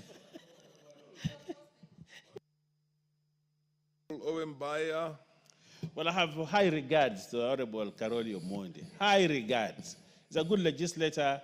He makes good law. He sits in the chamber, does a good job, and his people elected well. But he does not qualify. He does not qualify as what? For the title of high ranking member. that title cannot, many titles may befit him, but the title of ranking member does not in any way, any instance, at any time in this 13th Parliament, cannot be given to him. So I would like that, Honorable Toricish, kindly to withdraw. No, it's okay. He doesn't have to withdraw that title. Order. That title can. I do understand he wishes him that title, so don't withdraw a wish. Don't withdraw a prayer. What's your point of information? Do you wish to be informed? Yes. Does Oyemba wish to be informed? Please accept to be informed. Honorable Speaker, I think I need to bring this to the attention of the Deputy Majority Leader. Yes. That the member here is a potential ranking member. These are few members of Parliament that are working diligently at their constituencies. Yes. So the member knows for sure that this member is going to be a ranking member in the next less than 2 years, Honorable Speaker. So therefore, Honorable Speaker, the title is... Order ranking is based on experience in Parliament, not on ability. Anyway, Karoli, can you proceed and second? Thank you, Right Honorable Speaker. Thank you, Honorable Torotich and Honorable Owen Bayer for wishing me well. I hope I'll get there. Honorable Speaker, I rise to support this proposed amendment and to, the sponsor has very eloquently and elaborately explained the background of the bill and the reasons for it. So I will not go into a lot of detail, but just to say that we have two systems of holding public office, either as an elected member or as an appointed member. And the systems come with different processes for removal. But even for those who are elected, the grounds for removal come with different processes. And I think there are reasons for this. One of which is that the will of the people must be respected at all times. Because if you want to impeach a president or a governor, you are basically overturning the will of the people. And that would, by itself, require a very high threshold, because they've been elected directly by the people. But if it is somebody who has been appointed like a CS, you will find that the threshold is lower, because the will of the people. The Honorable Kipchumba, I hope you are listening to your seconder. Yes. You should be taking notes if I were you. He is mentioning very serious issues on your own motion or your own on your own amendment. So please listen. Proceed. Thank you, Honorable Speaker. Secondly, under our Constitution, we can be elected as members of a political party or as an independent candidates. Yet, if you get into office as a governor, as an independent candidate, or if your party happens to be the minority party within your county assembly, you are most likely exposed to extortion, manipulation, from what we have seen. And it is important that we give some protection to governors who, by the will of the people, are elected to office, either as independents or as members of minority parties. So to avoid issues of abuse of power by those in charge. Under our Constitution, you will realize that the president can be impeached through two processes. One for incapacity, which has its own set of rules. Under incapacity, the motion to remove the president for incapacity just need to be supported by 1/4 of all the members of the National Assembly. And that motion will be supported by a simple majority and it will pass. Yet, when it is impeachment, the motion should be supported by 1/3 of the members at initiation, and for its approval, 2/3 of the members, both at Senate and the National Assembly, have to approve it. So it is a higher threshold. Yet, this protection is not extended to the governors. And I think we should also give the governors the protection that at the moment of impeachment, at least 2/3 of the members should approve their impeachment, just like it happens with the president. Because both the governor and the president enjoy universal suffrage. They've been elected directly by the people to their offices. So that I fully support. If you look at our Constitution, removing a CS to initiate a motion against a CS because they are appointed and not elected is just 1/4 of the members, and it is by simple majority. Yet we are also applying the same standard to elected governors, which I think would be a very low threshold to allow simple majority of the MCAs to impeach a governor. We should give the same protection to governors as we give the president, so that those who happen to have been elected either as independents or as members of a minority party enjoy the same protection under the Constitution. I support, Right Honorable Speaker. Thank you. You support with amendments? Yes. You seconded with amendments? I second. With amendments. Absolutely. Now propose the question. Honorable members, I now propose the question that the County Government's Amendment Bill, Senate Bill number 25 of 2023, be now read a second time. Yes, Honorable Baya Owen. Honorable Speaker, thank you for giving me this opportunity to support my friend Terry Teach. I think this is one of those fasts where I actually stand to support Terry Teach. You know, he's a very nice member of parliament, sometimes very controversial. But on this one, I support him. This one, I support him. Honorable Speaker, for devolution to be properly anchored in this country, we must bring stability in the offices. What we have, Honorable Speaker, is that certain counties have been very unstable, destabilized, Honorable Speaker, because of certain things, certain political undertones that want to ruin the devolution that we set up in the Constitution. Honorable Speaker, I have a case in mind.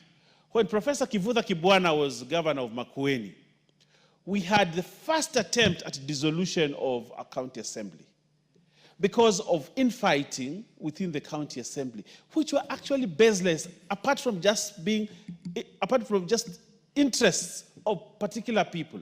But because the threshold to move a motion as such was low, the people of Makwiny almost lost the good professor as governor. But when he was given an opportunity to serve his full term, we saw what Professor Kivutha Kibwana did in Makwiny.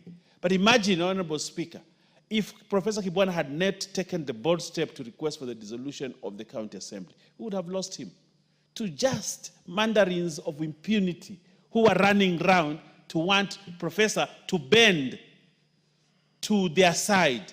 But Professor stood by his principle. Honorable Speaker, right now we have a case in Kericho where the members of county assembly are hell-bent to remove the governor, whether he has issues or not. But because of the provisions of statute, that the threshold is low, it is actually possible for them to remove the governor of Kericho. Honorable Speaker, we have seen CECs being removed in this country, in the counties, the county executive committee, not because of mistakes, not because they're incompetent, not because they have broken law, but just because they've not been able to speak well to members of the county assembly, Honorable Speaker. We have seen, Honorable Speaker, that deputy governors, we saw the case of Siaya, where a very able and good man, the deputy governor was there, was being threatened just because he differs on personal issues with the governor there, almost being removed. Why? Because the threshold is lower. Honorable Speaker, I support that the threshold be increased when moving the motion, Honorable Speaker, and seeking leave from the House to initiate the motion for an impeachment. That threshold should be higher. It should be 2/3 and not 1/3, Honorable Speaker. And I support that, Honorable Speaker, so that we do not have a situation where a county executive committee member sits on his chair to please members of the county assembly, because if he doesn't please them, even including breaking the law, he will be removed, Honorable Speaker. We want stability. We want devolution to work. We want county executives to work without fear that they will be removed, not by virtue of mistakes, incompetence, or breaking the law or abuse of office, Honorable Speaker, but just because they do not agree with members of the county assembly. Just because members of county assembly asked for a favor and that favor was denied, and therefore that member is threatened with impeachment because of no other reason just because they have differed, Honorable Speaker. I support to move the threshold, Honorable Speaker, from 1/3 to 2/3 for members of the county assembly, the members of the county executive. Honorable Speaker, the issues of governance. If you have a county assembly, Honorable Speaker, with 20 members of assembly, for example, I think Lamu has that number, okay? So only 5 or 7 members say we don't want this governor. And yet there are over 100,000 people who voted for that governor. But just 10 people or 7 people conspire, 6 conspire to say we don't want this governor. And because of the threshold is low, actually the motion sails through at the assembly that now let a select committee be formed to investigate the governor. An investigation is done. Probably there will be only 4 members in that committee, only 4, who will determine the fate. And then, Honorable Speaker, it comes to the assembly and we lose a governor who was elected. We saw the case of Kiambu, Honorable Speaker, during Waititu's. Kiambu has over 1-point-something million people. But just a few members of county assembly kicked him out, Honorable Speaker. Honorable Speaker, we must review that threshold, Honorable Speaker. While I agree there has to be accountability, but there also has to be accountability in exercise of power. We can't just give you power. As members of the executive, they must be accountable. And they must exercise their authority with accountability. They must be accountable. They must observe the Constitution. They must not abuse office, Honorable Speaker.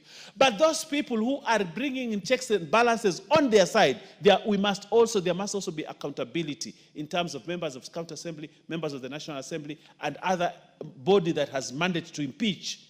There must be accountability. You just can't wake up one day and say, I don't like this guy, just because of that, I want him removed from office, Honorable Speaker. And that is why we make a strong case, Honorable Speaker, to increase the threshold. And I support, Honorable Speaker, if we increase the threshold to remove a member of the county executive, Honorable Speaker, at all 3 stages, we must agree to increase all 3 stages: initiation, select committee, Honorable Speaker, and again at the voting, Honorable Speaker, to remove a county executive. But more important, Honorable Speaker, look at a governor who has campaigned, spent resources, spent people's time to have meetings. That is a resource, Honorable Speaker. And he comes to power. But just one person, 2, 3, 4, 5 people in the county decide, we don't want this governor.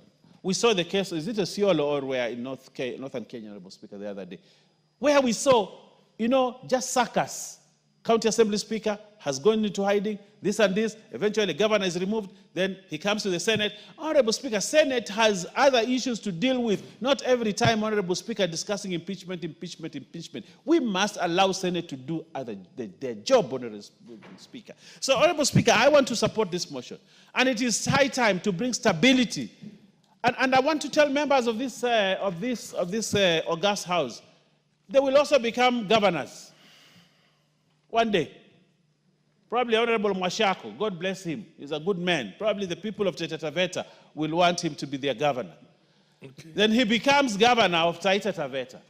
And then the following day, out of only 10 people, only 10, they decide we do not want him, and they throw him out. Honorable Speaker, look at that. Look at that, Honorable Speaker. We can't afford that. What I vouch for, Honorable Speaker, is stability in the county government. If there's stability in the county governments, governors will work without being distracted, CECs will work without being distracted, and we will see better fruits of devolution, Honorable Speaker. For that, I support this motion, and it is time we pass it as fast as possible, Honorable Speaker, so that we have consensus and bring stability, Honorable Speaker. I thank you, Honorable Speaker. Chimatian.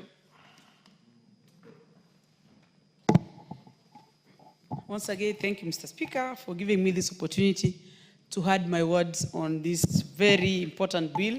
And I want to thank my colleague, Honorable Toroitich. Honorable Baya has said that he's a bit controversial. I think he's one of the most liberal minds we have in this floor of this parliament. Mr. Speaker, going through this amendments bill of 2023, I also want to take the opportunity and add my voice by saying that the draft of the Constitution gave us a lot of gap, specifically on county governments. We are doing almost 20 years down, and we have lost most of the gains as much as progress in most of the counties of Kenya today. If you go to my county, for instance, in Baringo, if people are to be given another opportunity, they would probably want to vote out the county government, not only MCS. But because we decided through the Constitution 2010 that we are going to give this country a fragmented county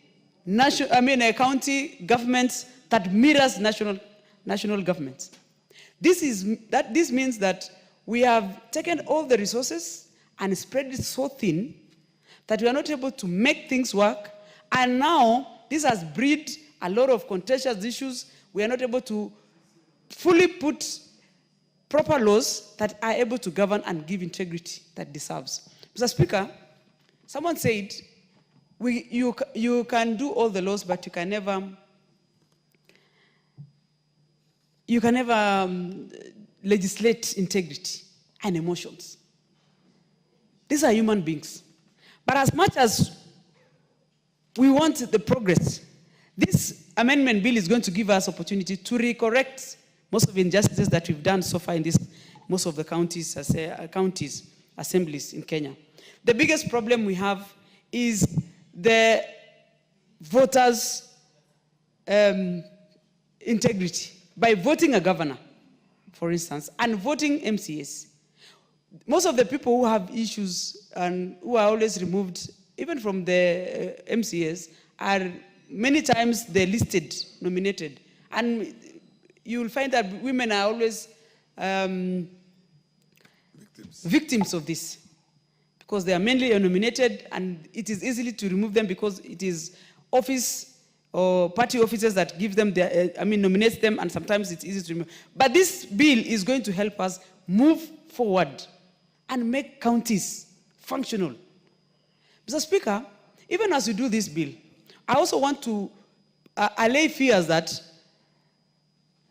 if we don't put proper checks and balances, as much as the threshold is good for us to give up to 20 or 2/3 for any removal or any impeachment to be done in the county assemblies, we also need to put proper laws that also help the people of every county to be able to get the services and the proper leadership and governance that they deserve. For instance, in terms of resource utilization, whether the governor of the said county is able to sit down and work properly with the members of parliament, without members of county assembly, without necessarily, creating a lot of chaos. Because we also have all these problems created within the counties because it is a local arrangement. It's a local vote. If you go to Turkana, you will always find everyone in the county is a Turkana, for instance. If you go to Kiambu, probably everyone is a Kikuyu. So that locality is creating almost personal issues because we are related in one way or another, and we end up having almost personal interest transferred to work. And this is where we got most of the problems. Mr. Speaker, the Constitution of Kenya 2010 needed to or wished to have solved reallocation of resources nearing to the people. But as it goes down, we are seeing that we are almost looking at devolving vices like corruption, nepotism, which contributes to this factor. So that it is easy for a member of a county assembly or a few members of county assembly to raise issues because they are not interested with, or the governor is not one of their family or clan, something like that. And all these factors it also should, and I will probably want to ask my colleague, add more other reasons why we have a lot of instability in the county assemblies and county governments. Mr. Speaker, I want to also say this process is going to give us opportunity as a country to grow, and we will want to see this amendment giving us reasons why we should embrace the county government better. And for that reason, Mr. Speaker, I want to say I am fully support my colleague so that we have a better Kenya for all of us tomorrow. Thank you, Mr. Speaker. The MP for Wundanyi.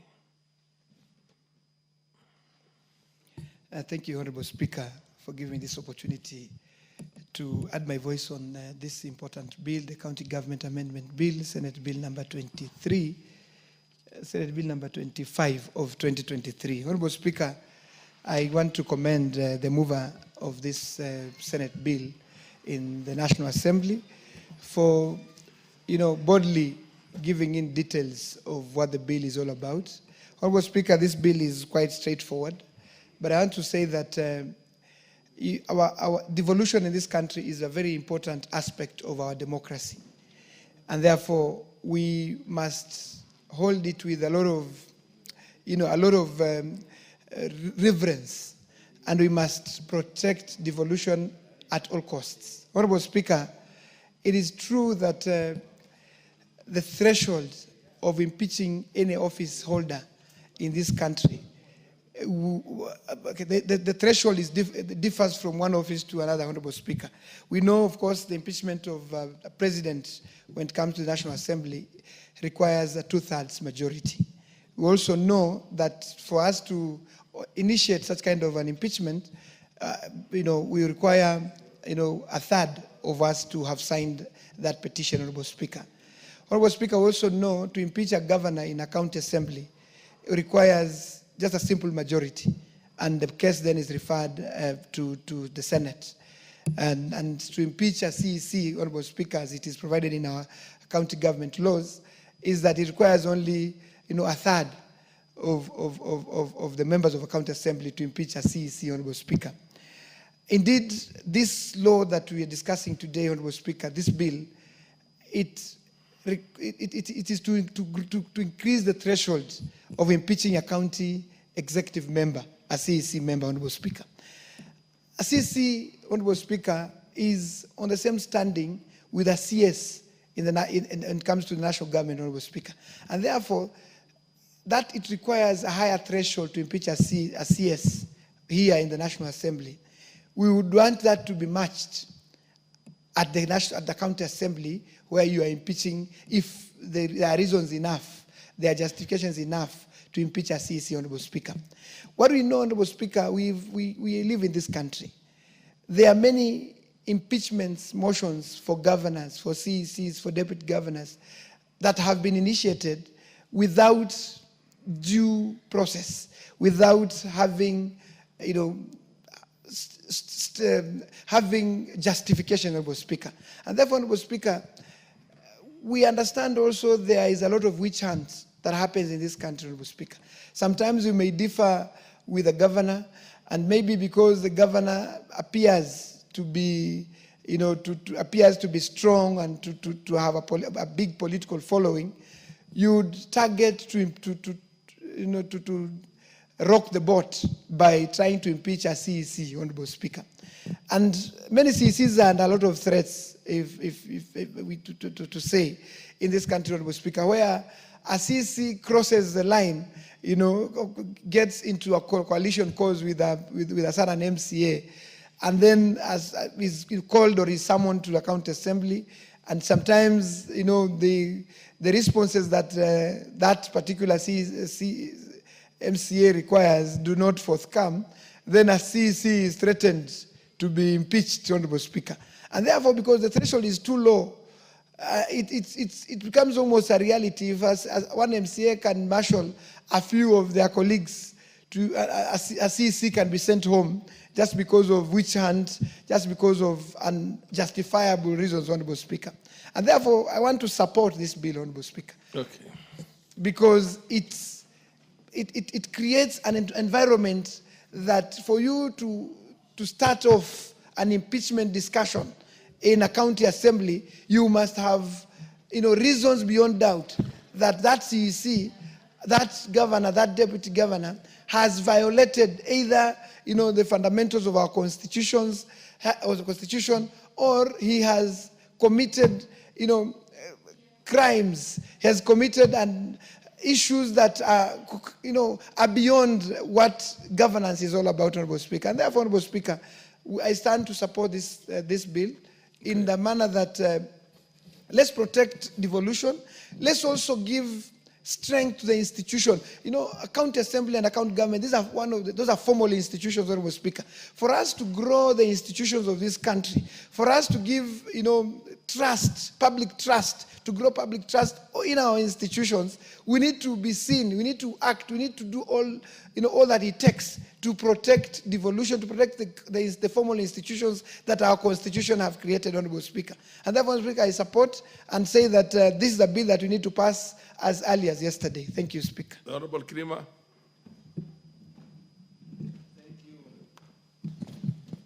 Thank you, Mr. Speaker, sir, for giving me this opportunity to contribute to this important bill.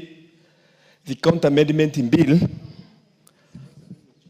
Mr. Speaker, sir, mine is to say that this bill is very important because the ratio as it stands now is at a very low level.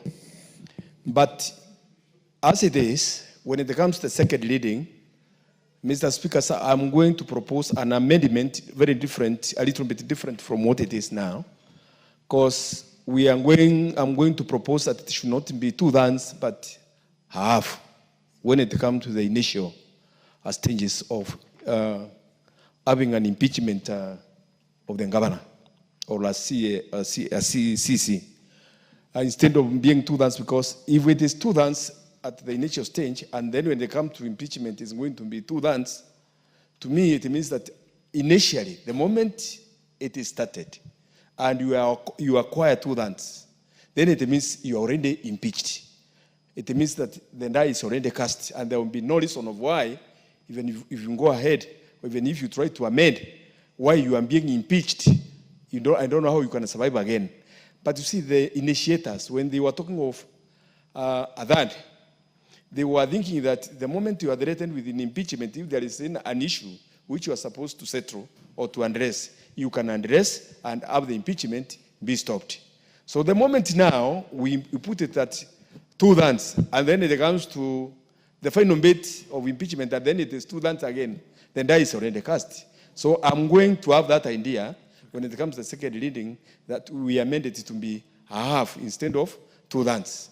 But Mr. Speaker, sir, further to this amendment, as I contribute, county governments, after devolution, these devolved units have done marvelous. Let's be sincere. They have done so much because the way things used to be before the Constitution of 2010, things were very different when all resources were centralized in the central government. And Mr. Speaker, sir, because I know you also know very well that it depends with your relationship with the central government leadership for one to have development in any place. And by having decentralizing the resources as it is, even though it has its own weaknesses, sincerely things have been done. Because if you go now to rural areas, let's say like in my county, Meru County, you'll find that there is a lot of development, even though it may not be institutional development, but individual development. Those people who have been employed as CCs and other servants of the county, you'll find that there are buildings which are coming up. There is a lot of resources which are being spread in the rural areas. You find that people have big cars, people have developed personally. There is a lot of development compared with how it used to be before. The only problem is that as we developed the developments to the rural areas, Mr. Speaker, sir, we also developed corruption. And this now, what we should check now, rather than just pushing things as an amorphous or in general, we should get away that we can check on corruption, because you'll find that the governor or whoever is in a position in the county government is using either family members or other conduits to spoon public money through tenders, through contracts, and in many other ways, whereby you find, let's say, if you go to maybe Kitengela, Nairobi, some part of Nairobi, or part of Meru, or Nyeri, or any other place, you find big buildings which are rumored on being associated with the governors. But if you compare, and if not the governors, the county secretary or somebody else, and if you compare the kind of salaries they earn, and you follow them, you find that they have no loans in any bank. You find that they have their salaries cannot match the kind of development they are carrying out, which means there must be a way out of how they are getting this money to develop or to carry out the big projects which they are carrying out. Hence, devolved corruption. And we check upon it. We should strengthen the institutions of checking the way the governors are carrying out their mandates, the way the governors are running out our resources, so that at least they can benefit the common man whom it was meant to benefit, but not individuals as it is these days. Because even if you find the governors as they have this devolved conference in Omambedi, you will not hear any of them coming with a topic of how to tame corruption. They will be talking of other things, but when it comes to taming corruption, it's only anti-corruption, which will talk about it, and it will finish with Nairobi office. For the anti-corruption is based in the branches it has. There are a few branches here and there, but they are not adequate enough. They are unable to settle, they are unable to tackle this problem. It is so rampant. Speaker, it is so rampant in a way that we must get our way out. And unless we do that, Mr. Speaker, sir, we may not assist the common man in the village as it was meant to be. Thank you, Mr. Speaker, for giving me this opportunity. Thank you, sir. I do not see any more interest in this matter. I think I should call upon the mover to reply. Thank you, Honourable Speaker. Honourable Speaker, in reply, I wish to thank all the honourable members who have supported this motion. I wish to thank Honourable Karoli Omondi, Honourable the Deputy Leader Majority, Honourable Wanbaya, Honourable Chematia, Honourable Moshako, Honourable Kirima for supporting this motion. Honourable Speaker, Honourable Wanbaya has alluded the fact that sometimes controversial, Honourable Speaker. I wish to inform Honourable Baya that recently I encountered the Damascus moment, and therefore you should expunge any controversy from yours truly. Honourable Speaker, in thanking the members, I wish to appreciate the sentiments that I've made that have given more weight to this particular proposed legislation. And Honourable Speaker, there is room to further amend and relook at this particular legislation. Honourable Kirima has given a very important proposal that at the initiation stage, the threshold can be a simple majority, and finally at passing the bill, because currently it is a simple majority to pass the motion to impeach a CEC member. So, Honourable Speaker, it said half. It said 50% of the total. 50%, Honourable Speaker, yeah, I agree. 50%. Yeah, and for him, it was, you can't have 2/3 and then 2/3 again. Yeah, absolutely. You know what I mean? Absolutely. And again, his position was that also because of the rampant corruption. Absolutely. And there has to be certain accountability. But anyway, proceed. Yeah, well guided, Honourable Speaker. Honourable Speaker, that is some food for thought, so that at the initiation stage, we can have half of the members, and at the very tail end, to effect the impeachment, it is increased to 2/3, which is half plus one. Oh yeah, that is actually the proper interpretation is simple majority. Should be half plus one. Because if we have 30 numbers, and Honourable Speaker, the Deputy Leader Majority has given a very interesting proposition that it will not be safe to have half, because if you have, for example, 30 members, then you have 15-15, it will be a challenge. So I think the correct way of drafting is to have a simple majority. So, Honourable Speaker, I beg to reply. Thank you. Honourable Oemba, it looks like you did not do your job very well. Next order. Order, honorable members. The question will be put at an appropriate time in the future. Next order. Order number 15. The Birth and Death Registration Amendment Bill, National Assembly Bill number 37 of 2024, second reading. Are you on a point of order, the Honorable? Yeah, what's your point of order? Mr. Speaker, sir, the Speaker can notice that the House lacks column. Order. What did you say? Are you on a point of order? Can you approach the table and... Thank you, Mr. Speaker.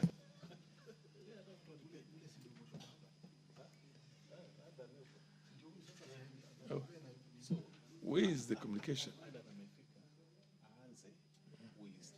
Anze nini? The next motion is Martha Karua. She's not around. Do I get the feeling that, is there an understanding that the Honorable Aden Dawood is going to move the bill number, sorry.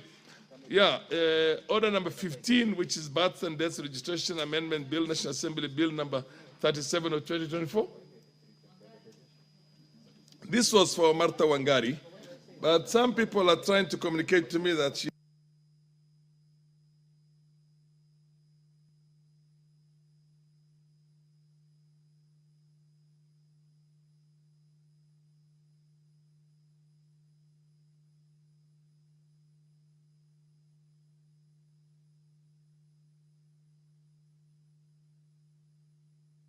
Honorable, why were you? You're supposed to move your own. Honorable Adan Mohammed, why were you? You were supposed to move your bill, and you choose to be. I want to presume that you must have been doing a very important parliamentary business. That's why you delayed, and I think under the circumstances, the chair will look at you favorably and again rearrange that and say, instead of going to order number 15, we go back to order number 13. The Honorable Adan Mohammed, can you now move your amendment bill? Order number 13, the Computer Misuse and Cybercrimes Amendment Bill, National Assembly Bill number 41 of 2024, second reading. Proceed, Honorable. Oh, okay. You move your bill. Okay. You have an amendment bill. Thank on you, Mr. Computer Speaker. Misuse and Thank you, Mr. Cybercrimes Speaker. Amendment Bill, National Assembly Bill number 41 of 2024. That's your bill. You must be very vast with your own bill. Yes, and thank you. being a learned counsel, or a learned friend for that matter, Thank you, Mr. I want to presume that you have a lot of things at your fingertips. Proceed. Okay, thank you, Mr. Speaker. I beg to Apologize first for coming late. Okay, I apologize, Mr. Speaker. I was yes, in a very important, I am made to understand, yes. It's an important I was parliamentary actually... I do understand. I will not even say anything. Proceed. Let me go ahead with... Proceed. Thank you, Mr. Speaker. I beg to move the Computer Misuse and Cybercrimes Amendment Bill, National Assembly Bill number 41 of 2024, and be read for a second time. For a second reading, yes. Now move your bill. Okay. Thank you, Mr. Speaker. This bill, the Computer Misuse and Cybercrime Amendment Bill 2024, the bill seeks to prohibit the use of electronic mediums to promote terrorism and extreme religious and cultural practices.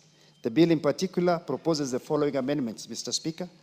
Clause 1 of the bill provides for a short title of the bill. The title is the one I have read, the Computer Misuse and Cybercrimes Amendment Bill, National Assembly Bill number 41.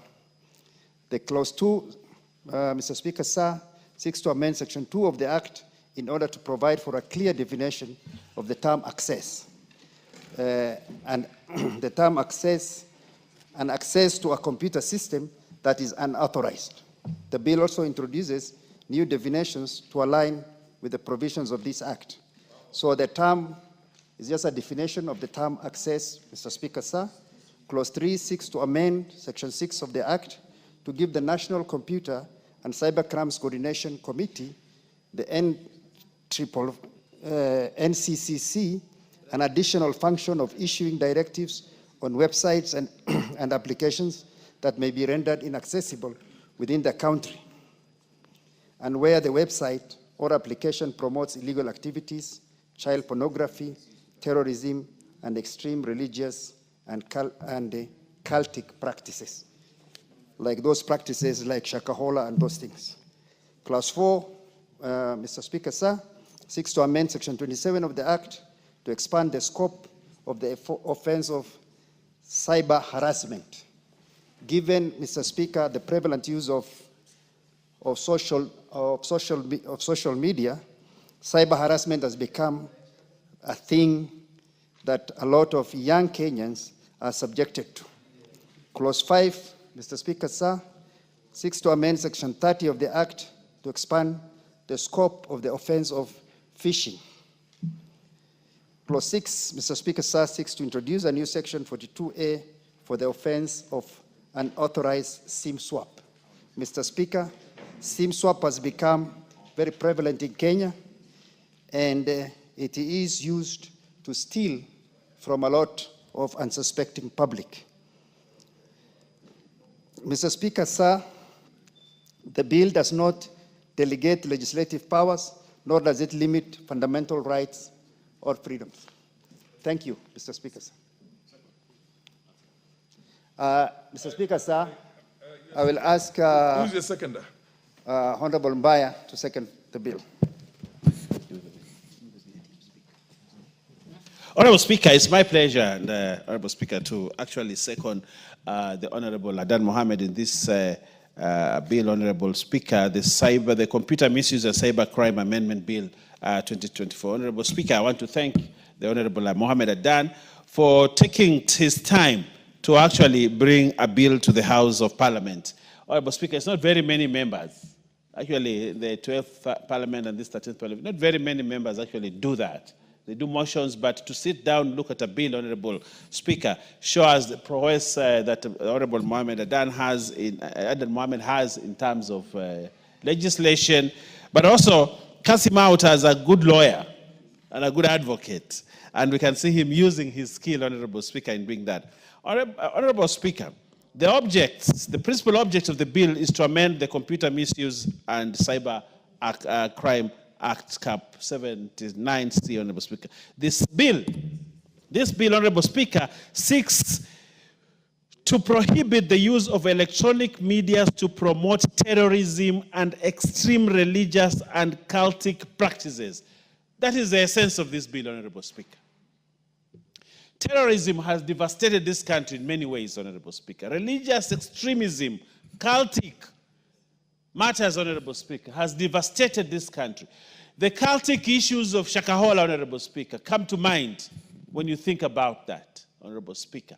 When we do not control social media in propagating cultic innuendos, Honorable Speaker, we lose the country, we lose lives, people die because of religious inclinations that, Honorable Speaker, are dangerous, Honorable Speaker. Honorable Speaker, this bill, Honorable Speaker, as drafted by the Honorable Adan, seeks to prohibits the use of electronic media to promote extreme religious practices, Honorable Speaker. It's very fundamental, Honorable Speaker. What goes into social media, Honorable Speaker, can either strengthen the stability of a country, Honorable Speaker, or destroy the stability of a country, Honorable Speaker. And that's why this bill is very, very important. Honorable Speaker, Clause 3 of this bill seeks to amend Section 6 of the Act to give the National Computer and Cybercrimes Coordination Committee an additional function of issuing directives on websites and applications that may be rendered inaccessible within the country, where the website or applications promotes illegal activities, child pornography, terrorism, and extreme religious and cultic practices. Honorable Speaker, Google is here with us, but Google is a foreign body. How do we stop Google from propagating such, Honorable Speaker? Facebook is here, Honorable Speaker. Facebook is foreign. TikTok is here. TikTok is foreign. We may not be able to control what happens here. But, Honorable Speaker, by virtue of this bill giving to the National Computer and Cybercrime Coordination Committee an additional function of issuing directives on website and applications, Honorable Speaker, we get back the power, Honorable Speaker, to control what happens on social media, Honorable Speaker. And therefore, Honorable Speaker, it is my pleasure, and the greatest pleasure, Honorable Speaker, to support, to second this bill, to ensure that, Honorable Speaker, as we go forward, we do not allow social media. Honorable Speaker, as we move towards election, social media becomes a boiling pot for chaos if we allow it to go unchecked, Honorable Speaker. We need to get back our country, Honorable Speaker, by ensuring that we have certain leverages to control. We are not infringing on the right to communication, the right to expression. We are not infringing on those rights, Honorable Speaker, as enshrined in the Constitution. But all rights and freedoms, Honorable Speaker, as enshrined in the Constitution, come with certain responsibilities. And it is those responsibilities, Honorable Speaker, that we are legislating on. That, yes, use social media, express yourself the way you want, Honorable Speaker. Enjoy your constitutional rights, Honorable, to free information, Honorable Speaker, and to press and all that, Honorable Speaker. But do it responsibly, Honorable Speaker. And if you can't do it responsibly, Honorable Speaker, then we are saying do it within the purview of the law, as we are actually enacting today. So, Honorable Adat, I want to thank you for thinking about the country, thinking about the future generation, thinking about the stability of the country by bringing this piece of legislation. Honorable Speaker, with those many remarks, Honorable Speaker, I second and urge members of this House, including the Honorable Leader of the minority, who has been away. I've not heard his voice in this House for many days now, and his voice is very important to stabilize the country. Please support this, this piece of legislation, Honorable Speaker. I thank you, Honorable Speaker. Honorable members, I now propose the question that the Computer Misuse and Cybercrimes Amendment Bill, National Assembly Bill number 41 of 2024, be now read a second time. Honorable members, before we proceed with this bill, I have a communication to make. Honorable members, the National Assembly is in receipt of a communication from one Dr. Duncan Oburu Ojwang, who went through a process, an elaborate process, and was selected as the chairperson to the National Commission on Human Rights by His Excellency, the President, the appointing authority in this case. I am in receipt of a letter from the same Duncan, which says that because of personal reasons and a perception of a conflict of interest and other matters that he's unable to cease doing in his present life, he has respectfully is unable to take up this position. Under the circumstances, I want to direct the JLAC, Justice and Legal Affairs Committee, to cease any further processing of this matter. And I also want to direct the Clerk of the National Assembly to communicate the same to the appointing authority, in this case, His Excellency, the President of the Republic of Kenya. Thank you.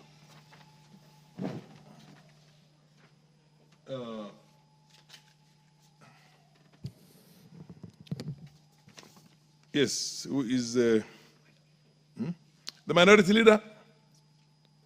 You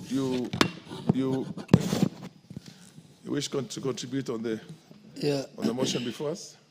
Or you have something else to say? No, Mr. Speaker, I have nothing.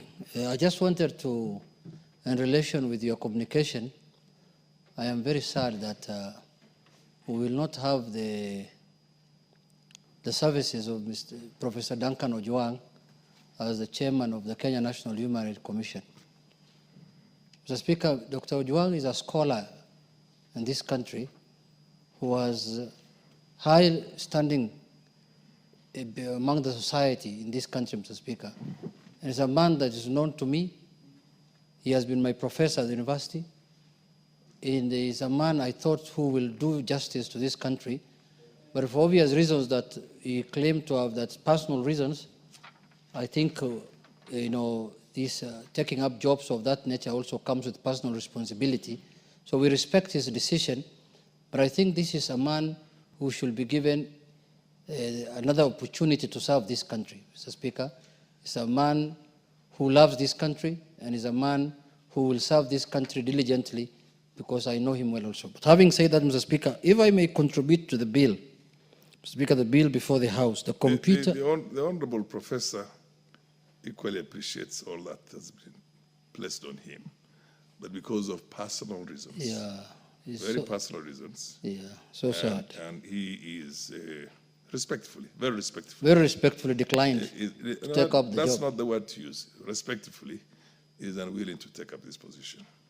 So you are in the government. You are with this broad-based government, and we want to respect his, as you had put it, he's a researcher, he's a scholar, he's a teacher of human rights, and most likely he has thought that this was going to be in direct conflict with his passion for all these years. Yeah. So you can get a job that essentially is not going to be in conflict as he perceives it himself. Yeah, Mr. Speaker, Proceed. Mr. Speaker, I agree. You know, professors are very many from where he comes from, especially in that area of his. I know his home. Mr. Speaker, I know the first professor from Dadaab might be you. Mr. Speaker, sorry to say that, but it's coming. I know the way hard you are studying to become a professor, Mr. Speaker. So, Mr. Speaker, you will get one. Order, Honorable Sene, you will allow the Honorable Junet. What is the issue? Yes, proceed, Honorable Junet. I think that was, the communication was done, and we do not want to entertain any further, issues on the communication. Now you are contributing on the matter before us, which is the amendment bill, the Computer Misuse and Cybercrimes Amendment Bill by the Honorable Adan Mohammed.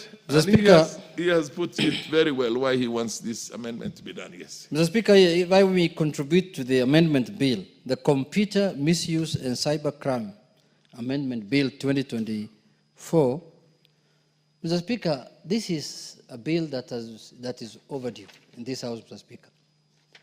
Mr. Speaker, you know the madness that is going in the streets of the social media. And social media is a phenomenon that we must live with, because it has even overtaken the mainstream media, Mr. Speaker. But, Mr. Speaker, every freedom must come with responsibility, as the Deputy Majority Leader has alluded to. And every freedom has limitations, because my freedom begins where yours ends. Mr. Speaker, in a world where we are moving to global digitization, where people communicate digitally from one village to the other village in the farthest part of the world, Mr. Speaker, they must be law and order. What's happening in this country, Mr. Speaker, is that the misuse of computer is so rampant that, Mr. Speaker, people fear nowadays to join any social media, Mr. Speaker. People have been abused. Order. There's somebody who's communicating in a high tone. Is somebody talking to a telephone or? Mr. Speaker. Honorable members, order. Yeah. Honorable Junet will be listened or heard in silence. Proceed. Mr. Speaker, the member is still going on with a telephone call. I think he's selling Mira. Order. Honorable Krima. I know where you come from and where I come from. People are allowed occasionally, but we are now in the National Assembly, so tone that Speaker, down. you know, this is the time, Mira arrive. So I'm sure the goods have arrived, Mr. Speaker. So he's asking what prices are today in the market, Mr. Speaker. Order. Honorable, that was with a light, that was a light humor. Mr. Speaker, I wanted to say that the misuse of computer is rampant, Mr. Speaker. I'm sure yourself, as a Speaker, you have been affected in one way or the other. Mr. Speaker, I have told you earlier that the social media now has overtaken the mainstream media. Absolutely. People now rely, Kenyans and all kind of people rely on social media to know what's happening in the country today, Mr. Speaker. And anything I post today on the social media will be taken as gospel truth. If you know, Mr. Speaker, I am lying. So, Mr. Speaker, if these freedoms do not come with limitations and responsibility, Mr. Speaker, then we are going to have a society that's going to get destroyed easily. Mr. Speaker, look at what's happening in the sphere of social media in relation even to pornography. When we have young children, young boys and girls who get access to pornography and all kinds of things, Mr. Speaker. What kind of society are we going to raise up in this country? What kind of people shall we be proud of in the next few years, Mr. Speaker, when we expose them to this kind of things, Mr. Speaker? Mr. Speaker, I know some people think that this bill's intention is to gag people, not to express themselves. Far from the truth, Mr. Speaker.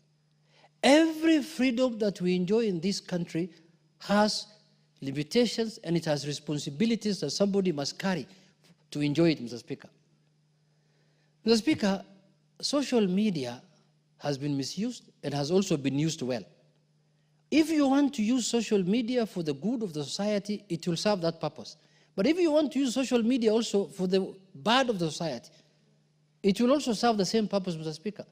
Countries have collapsed. Societies have fought. Civil wars happened based on social media, Mr. Speaker. And somebody will tell you, I have the freedom to say, to abuse, to say anything I want. It is my phone. It is my internet. It is my bundles. I have nothing to... No, it can't be like that. If you want to say something that is not true, if you want to say false, if you want to spread false information, if you want to incite people, if you want to, malign people, then you must also be equally ready to take responsibility for it. Somebody will tell you, oh, this is a civil matter. Why should I be taken on a criminal case, on a libel or something? Mr. Speaker, some of the things that happen in the social media sphere have broken even families, Mr. Speaker, because some of them are false, some of them are not true, Mr. Speaker. Mr. Speaker, you look at the developed society. I was watching in the news the other day that the country that enjoys 200 years of democracy, was saying that they want to bring regulations of what is called 48 hours pull down. If you publish through the social media false information, you should pull it down within 48 hours. Otherwise, you will face the consequences. Europe is regulating now what's happening in social media. The European Union are coming up with laws and regulations to regulate what is happening in the social media in their countries, Mr. Speaker. Because everything that is good has also the harmful side of it. Everything that is good has the harmful side of it, Mr. Speaker. And we are in a fragile country, Mr. Speaker. We are in a country that is still maturing democratically. We have a constitution that we have given to ourselves that is just 10 years old now, or 12 years old, Mr. Speaker. We are still in a baby stages. Mr. Speaker, if we open up, let me tell you something. People enjoy freedoms, but people forget that the same freedoms you are enjoying must be enjoyed by others also. So when you infringe on other people's freedoms, then you have to take responsibility, as I've said earlier. Mr. Speaker, we are entering in a world where we are becoming a global digital village. AI is coming. Look at the kind of fake videos that are being propagated. Look at the kind of fake information that is being propagated in the world, Mr. Speaker. You will think gospel truth. I remember one time seeing in a social media, I don't want to mention the name, that a certain governor has passed on, and they were even sending condolence messages, and I was out of the country. I believed it was true. I called back. I said, has that man passed on? I was told, no, he's alive. He's even addressed somewhere. Mr. Speaker, that's what social media can do. AI can do that, Mr. Speaker. I don't want now tomorrow to write in my social media that Honorable Ndindi Nyoro is dead, when I know that he's farming some cassavas in Kiaru, Mr. Speaker. So this thing, if we don't take it serious, if we are carried by the wind, by the waves that, oh, we want to have freedom, we want to speak the way, speak what you want to say, but speak within the law. Don't infringe on my rights. Don't abuse me. Don't malign me. Don't say against me things which are not true.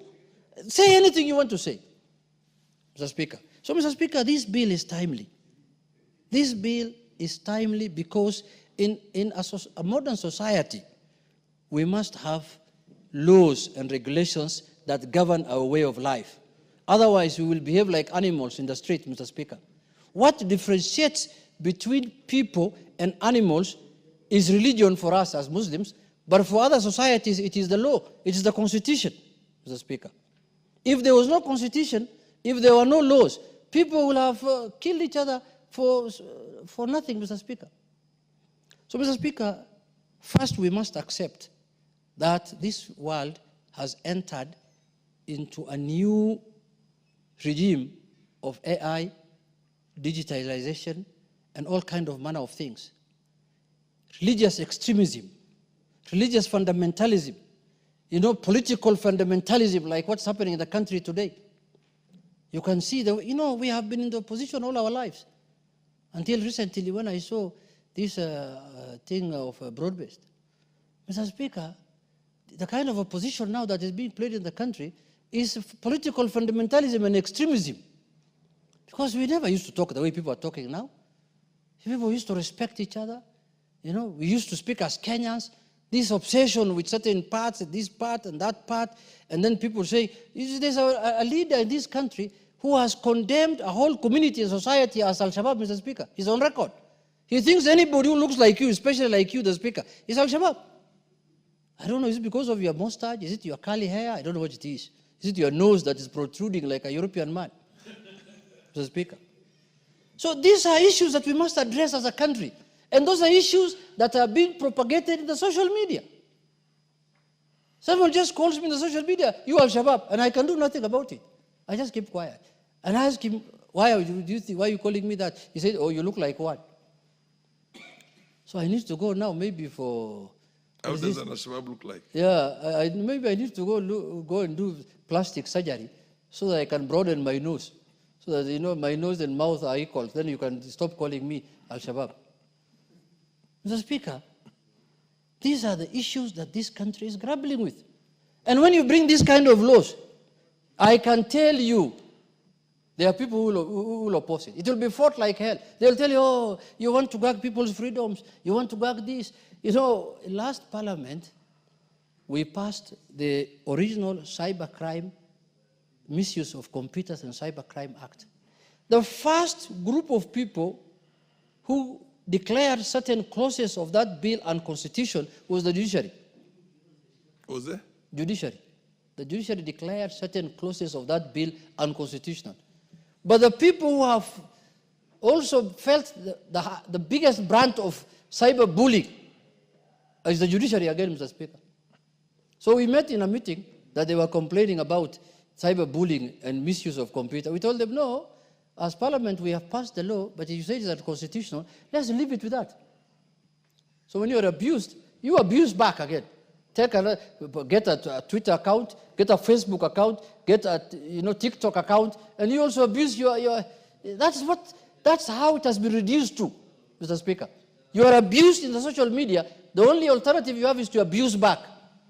You are maligned, you malign, Mr. Speaker. You attack, you attack. Mr. Speaker, that is not a society we want to live in. We want to live in a society that is democratic, that is governed by the Constitution and the rule of law, that respects everyone, that you cannot say anything that is unsubstantiated against another human being. That is a society that we want to bring up. Those are the children that we want to bring up as Kenyans, Mr. Speaker. Nobody should cheat our young people that social media is about abusing other people or misusing computer.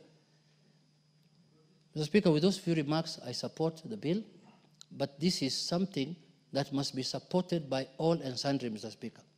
All members, Mr. Speaker.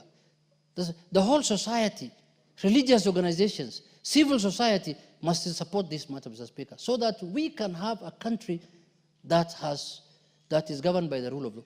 Mr. Speaker, the people who have developed these social media systems in the world, although I've gestured to you to continue, I'll give you an additional 3 minutes. Yeah, the Europe, America, where these things have originated from, Mr. Speaker, have done regulations for their country, Mr. Speaker. But I don't know why, if an African country wants to regulate themselves, it becomes an alien, it becomes a bad thing, Mr. Speaker. And the people who have brought this advanced technology to the world are regulating it, Mr. Speaker. In Europe today, I have told you earlier that they have put in place under the European Parliament regulations on how to deal with Facebook. In fact, if you go read the news, you will find that Meta, the owners of Facebook, have said they may withdraw operating in Europe. Because they have been told there are boundaries that you cannot, you will be held accountable. You must operate within this perimeter. You must operate within those boundaries. America, the same. You saw the President of America, Donald Trump, has his own social media. He opened his own after realizing that the ones existing are not working for him. Mr. Speaker, that is the way we want to, associate ourselves or operate. Mr. Speaker, it is the responsibility of Parliament to make laws that help the country move forward. And one of the things that will help, one of the laws that will help this country move forward is this one, Mr. Speaker. With those few remarks, I support.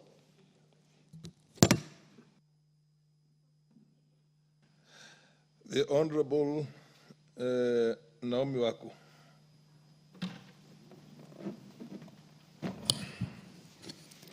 Thank you very much, Honorable Speaker, for allowing me to add my voice to this very important amendment. And also thank Honorable Adan for coming up with this very important amendment. Honorable Speaker, from the onset, I want to confirm that I support this amendment on computer misuse and cybercrime, Bill 2024. Honorable Speaker, Kenya is a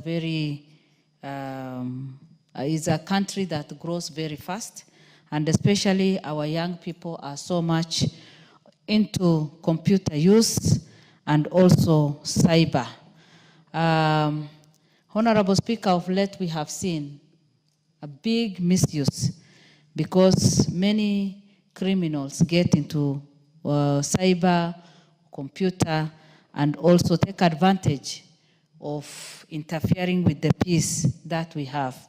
Again, a lot of rumors is spread, conflict emerges as a result of that, and also this has brought a lot of problems even in families, because many families have ended up even splitting and even husband and wife because of this.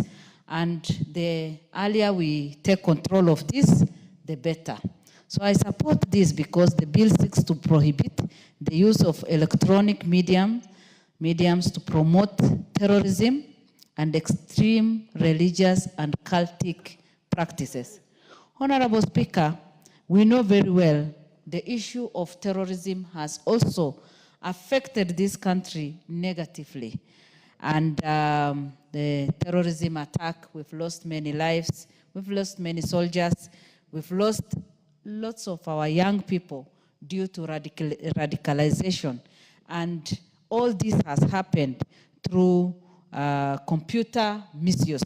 And putting this into consideration, or once we do this amendment, then we will have some controls in place for us to have a better society. Honorable Speaker, Clause 3 seeks to amend Section 6 of the Act to give the National Computer and Cyber Crimes Coordination Committee an additional function of issuing directives on website and application that may be rendered inaccessible within the country where the website or application promotes illegal activities. And those illegal activities have been mentioned. That is why I support this bill. And before that, we have said the issue of terrorism, extreme religious and cultic practices. Of late, Honorable Speaker, there is a lot of extreme religious practice and cultic practices. And that is why we've lost lots of lives. Even this weekend, I think they have registered about 26 people who have lost their lives still in Kilifi, if I'm not wrong. And this is very common everywhere. People are cheated and they lose their lives. And once we put this clause 3 into practice, and section 6 of that, whereby child pornography, terrorism, and all these other things will be controlled, especially pornography. Parents are busy these days, and most of the parents get home very late with the traffic jam and the busy days that we have, hustling from morning to evening, looking for businesses and also looking for money. By the time you get home, you do not know what your child has gone through or what your child has interacted with through computer or cyber crime. And Honorable Speaker, many parents are losing their children because even the issue of LGBTQ is being introduced through the computers. And our children have the freedom to watch everything and anything they want, even on their phones. And for any parent, it's not easy even for you to go through what your child has been looking or has been watching, and also to have full control even in your home. And that is why today many children have lost their children. Others have, got into pornography. Others have gotten into LGBTQ, and they are not, ready to go back, and they need to be taken to rehabilitation centers. Many have been radicalized and have joined terrorism, and that is why so many crimes are happening in our nation today. And even for families, as I said, this has damaged our families. And that is why today I am so happy with this amendment and pray that very, very soon we will be able to overcome some of the challenges. Again, paragraph 13 of part 2 of the 4th schedule to the Constitution provides that the control of pornography is a function of the county government. Honorable Speaker, it is important for the county governments also to know their role and to know what to do. And once every sector of this nation will take, good control of our young people, we will have a better society. Honorable Speaker, as I said, I support this bill, and it is my prayer that soon and very soon, all of us will support and that it will be put into practice. As I finish, I want to look at 27, cyber harassment. Under cyber harassment, Honorable Speaker, we know very well that especially members of this Honorable House have been harassed in different ways. Others have been intimidated, harassed, and people receive so many funny photos, and some people don't even know how to respond to that.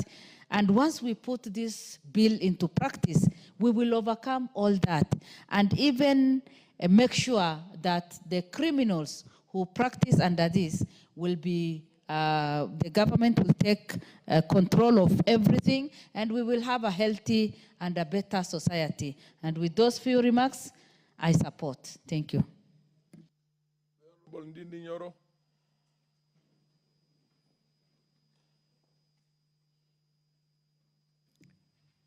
Thank you.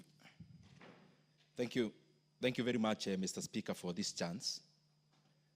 And I just want to give just some brief remarks in the view of the bill sponsored by my brother. One is that I find it a pity, Honorable Speaker, when we are still discussing these kind of soft things, especially in IT, when the whole world is now discussing about AI, discussing about data analytics and other progressive technologies that are helping the economies, Honorable Speaker. And Honorable Speaker, when we talk about regulating whatever is posted in the internet, be it in whichever platform, whether website or even social media, and especially having listened to some of my colleagues here before who had given their views earlier.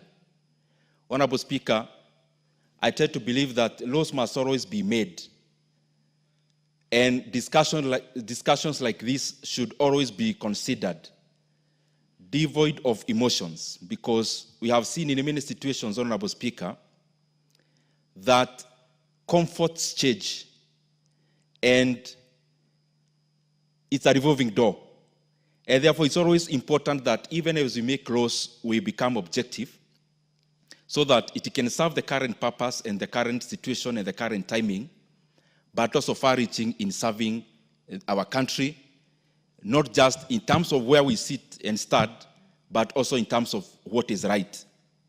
Honorable Speaker, across the world, it has become very tricky to limit the freedoms of the people, and especially when it comes to usage of internet. Because, Honorable Speaker, practically, no country can pretend to live in an island by itself. The world is interconnected, Honorable Speaker, and especially the distances have been made shorter by the internet.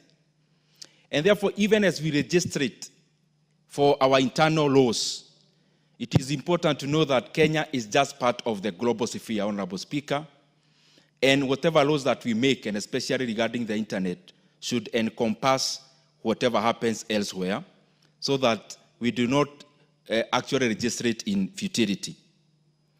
But, Honorable Speaker, broadly speaking, I have seen it is always important for any nation and any country to always not limit debates.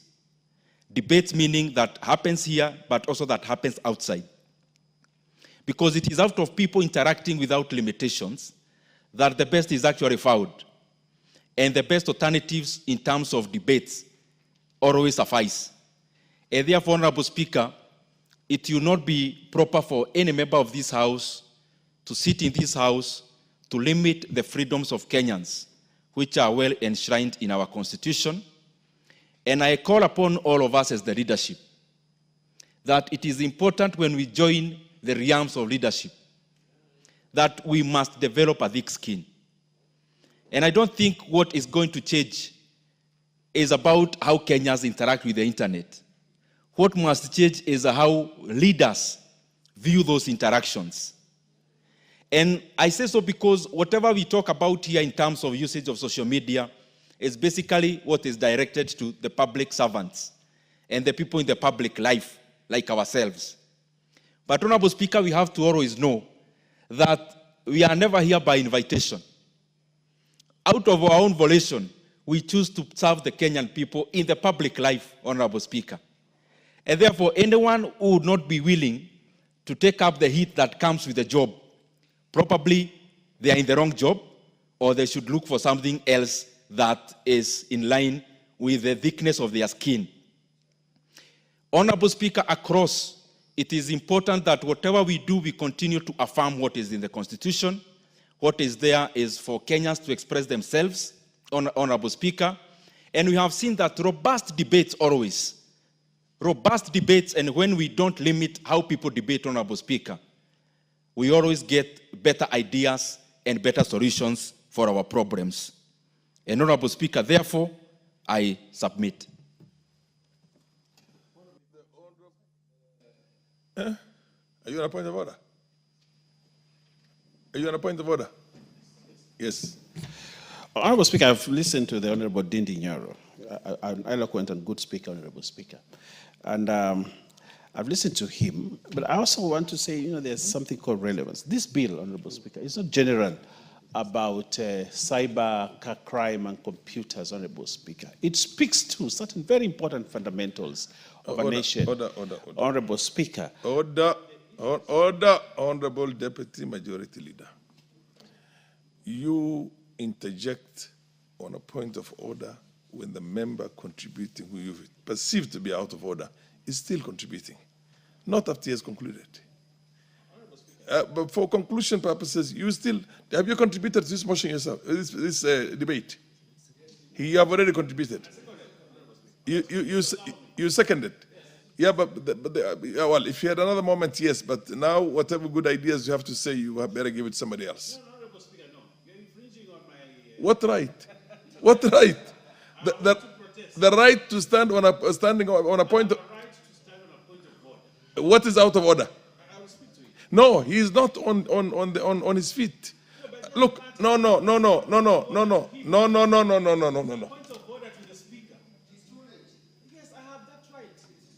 The point of order, order, honorable members. I want to respect all your rights, and I know you, order, you don't get worked up. I am the last person to try and limit your rights. But just can you listen to me?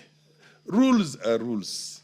If you have to stand on a point of order and fault the contribution of a member, then you do it when the member is on his feet. You're not going to...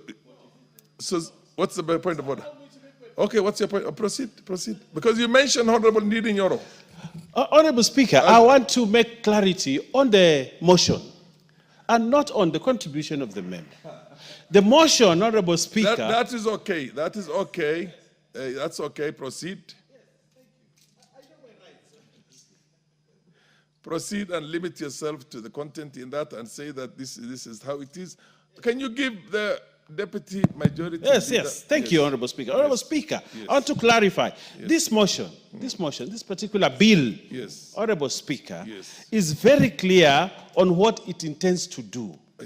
To limit freedoms on issues that are very pertinent. Terrorism, Honorable Speaker. Defined issues. Yes. Okay. Terrorism and cultic issues. Yes. And the third one, Honorable Speaker, is on the issue of child pornography, terrorism, and extreme religious practices on social media. Not on leaders, not on personalities, not on government. Things that are fundamental, which are actually constitutional. Yes. Honorable Speaker. You're informing the It House. is unconstitutional for you to publish pornography. It is unconstitutional for you to engage in terrorism. Perfectly in order, Honorable Speaker. So as we debate, Honorable Speaker, including the Honorable Nyoro, he must debate within the confines of the bill. I've made my point, Honorable Speaker. Can I just, much as I appreciate the zeal and the energy with which you prosecute your ideas, you just say, Mr. Speaker, I want to rise on a point of information for the House. And the Speaker, the Chair will give you. But when you mention another member who has just sat down, then of course it becomes an issue for another ruling. Anyway, but that is now well taken. That you are allowed. The MP for Kangundo, where is Fabian Muli? Thank you very much, Honorable Speaker, for the chance to articulate on this bill. Proceed. Honorable Speaker, I'd like to start by putting that law is like a chestnut. So when we are in this House, we all come in good faith. We are making laws for humble society. So when you deal with a chestnut, the way you are sending it can hit, and it still can hit your hand. So law is like a chestnut. Honorable Speaker, I go direct by the computer. The computer mathematician inventor, Mr. Charles Babbage, in 1830. We like to congratulate the analytiker how he came with the idea of bringing computer by 1830. If you see the development of computer, it has been benefit to human era. It has gone to many coded benefiting people, benefiting countries, benefiting generation. In 1981, you remember when IBM was a critic on putting out the computer machine, which come now to work as a one-engine analytical. Now, coming to the present days where we are, it has come to a era that people have lost their direction. There are people who are benefited by use of computer. Too many people are benefiting. But there are people who are desperate looking for something to benefit within that computer. And that's why I'm saying that we have to make laws to control what is happening. We are not saying that the society is bad. We are saying that there must be a meter. There must be a measure. There must be a limiter to say that if you do B, we do C to you. I want to go to this bill. I congratulate the drafter of this bill, but I'm saying that it's so minimal to the happening of today. It is the high time we need to put some more pain and a value compensation to the damage being done in computer. People are losing their business because of computer crime. Somebody will wake up today, he doesn't like you. You just bring a proxy identity online, you mess your business. That's why I'm saying that today era needs proper laws to manage the happenings. If today the defamation happening online, you can wake up tomorrow, somebody has created something AI with your portal and they trading everywhere to make money on defamation your name. So that's why, Honorable Speaker, I say this bill is very important and we should proceed in making more. And there should no honorable member think that when the law made this house must be targeting certain group. And if you feel this law made targeting certain group, there will be that reading where you can do the amendment. We have freedom in this house as a member. You can do the amendment in that reading. So there is no law which here this house can make to target some certain groups. All the members have that right. All the members, they can make that law. And this cyber crime, people are joking with it. It has become a threat to national security. If somebody gets bored of what is happening in the government, in the evening you can send anything. Our young people are very educated. Our young people are so important to us. But see what is happening in cybercrime. Somebody taking propaganda online and sending it anyhow. You don't care who gets it. My daughter in grade 8 has a phone. He accesses my phone. He can check what is happening. My daughter has no capacity to authenticate the material which are real or are not real. So it is high time we need proxy people. Too much proxy happening online. This is a good mission. A mission which was invented for development. But some people, criminals, especially many politicians, they have sneaked there to send their business there. We cannot lose our country identity.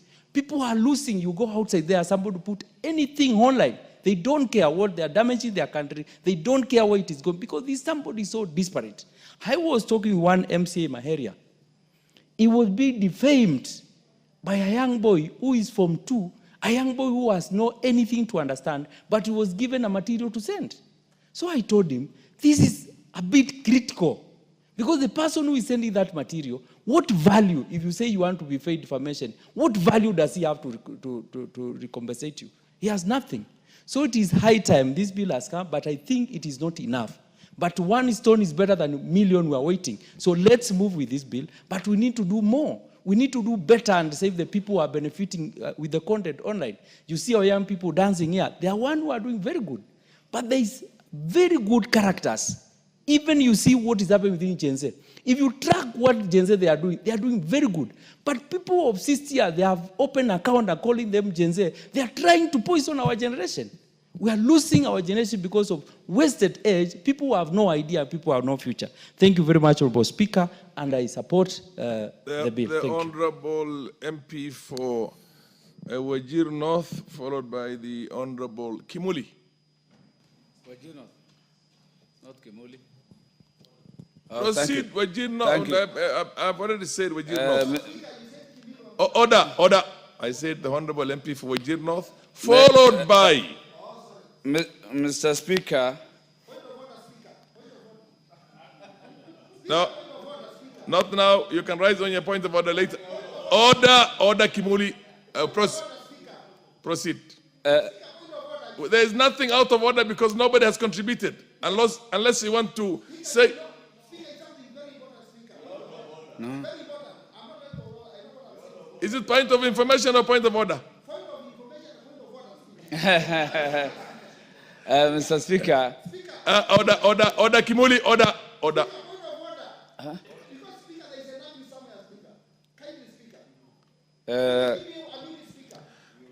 Order. Kimuli, please.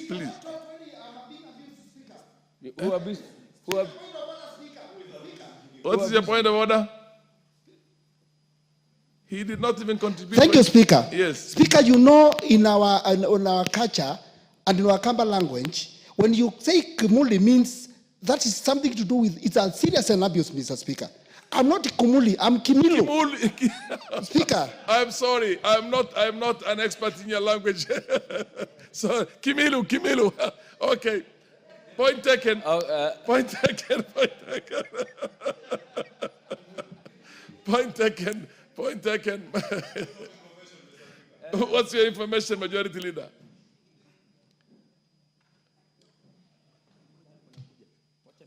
Can you give the Majority Leader the mic, for God's sake? Okay. Okay. Honorable Speaker, just to inform the House that Kimuli is actually the devil. So the honorable member, Honorable Kimilu, is right that he cannot be referred to as Kimuli. Order. That if anything, the honorable Kimilu Joshua is a very good Christian. Order. That matter has been disposed of. I don't know what kind of a mileage you intend to get by this. He has already put it very well and said that Honorable Kimilu, sorry if I said Kimuli, it's just a slip of tongue and I don't know the language. So, Mr. Speaker, a lot of times people, instead of calling me Farah, call me Fala. But I don't take offense of it. I don't take offense of it because that's the nature. They pronounce L as R and R as L. So, okay. Proceed, Honorable.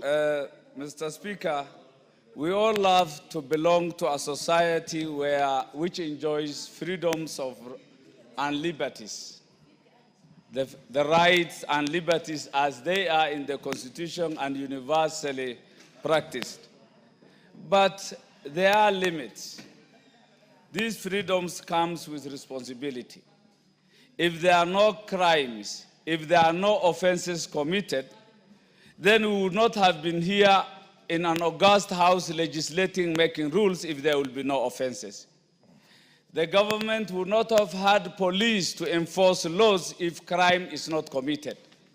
So it will be idealistic for somebody to say that we should not limit or legislate in a manner to limit some rights. Or everything, if we don't limit some of these rights, if these rights and freedoms are not well guarded and checked, then we will have a world full of vices, criminality, and there will be chaos, anarchy. So I think it is quite in order to make sure that there are laws that regulate how we exercise our rights and freedoms. They don't just fall from heaven. These are things that have to be regulated. Many a times, rights and freedoms are abused. Mr. Speaker, cybercrime has become a serious challenge in as much as it is potential, cyber, the virtual space, the digital world, in as much as their contribution to the economy, to the society cannot be gainsaid. It is real to say that they have come also with demerits. Immeasurable, innumerable, that they must be managed. The use of computers and cyber must be managed for the well-being of the society, Mr. Speaker. What is happening in the social space, Mr. Speaker, is something akin to highway robbery, violent robbery. Mr. Speaker, initially it used to be merely some kind of defamation, misinformation. What is happening today in the cyberspace are criminal offenses, felonies actually, serious ones, Mr. Speaker, so to speak. The social fabric is torn. We have lost our culture and identity just because this new thing has come in. I'm not saying it's not useful, it is good, but it has come with its own disadvantages, its own demerits. That is why the bill by my colleague, Honorable Aden, the one on computer misuse and cybercrime, comes in handy. It regulates the excesses of those freedoms and liberties, Mr. Speaker. Mr. Speaker, the social media there has scammers all over social media, trying to steal from unsuspecting innocent citizens. Mr. Speaker, there is an identity theft. Somebody can try to appear like the Speaker himself, Honorable Farah Ma'lim. Assume your identity, your personal user names, and still impersonate and do all that could have been done physically by Farah himself, Honorable Farah himself. So there is identity crisis in the social media. We are at a time AI is being used to at least produce the photos of people who have died 100 years ago. You only need to put some attributes into the system. And there you get somebody who looks like your grandfather. Some just appears like your grandfather, whom you have never seen. We are in such a kind of very alarming misinformation, which you cannot copyright, which you can't take it as a true information. We are at a level where it has never happened in the history of this republic, where His Excellency the President is abused to such a level, Mr. Speaker. His family is abused, and no action can be taken just because one thing is cited: the rights, the freedoms.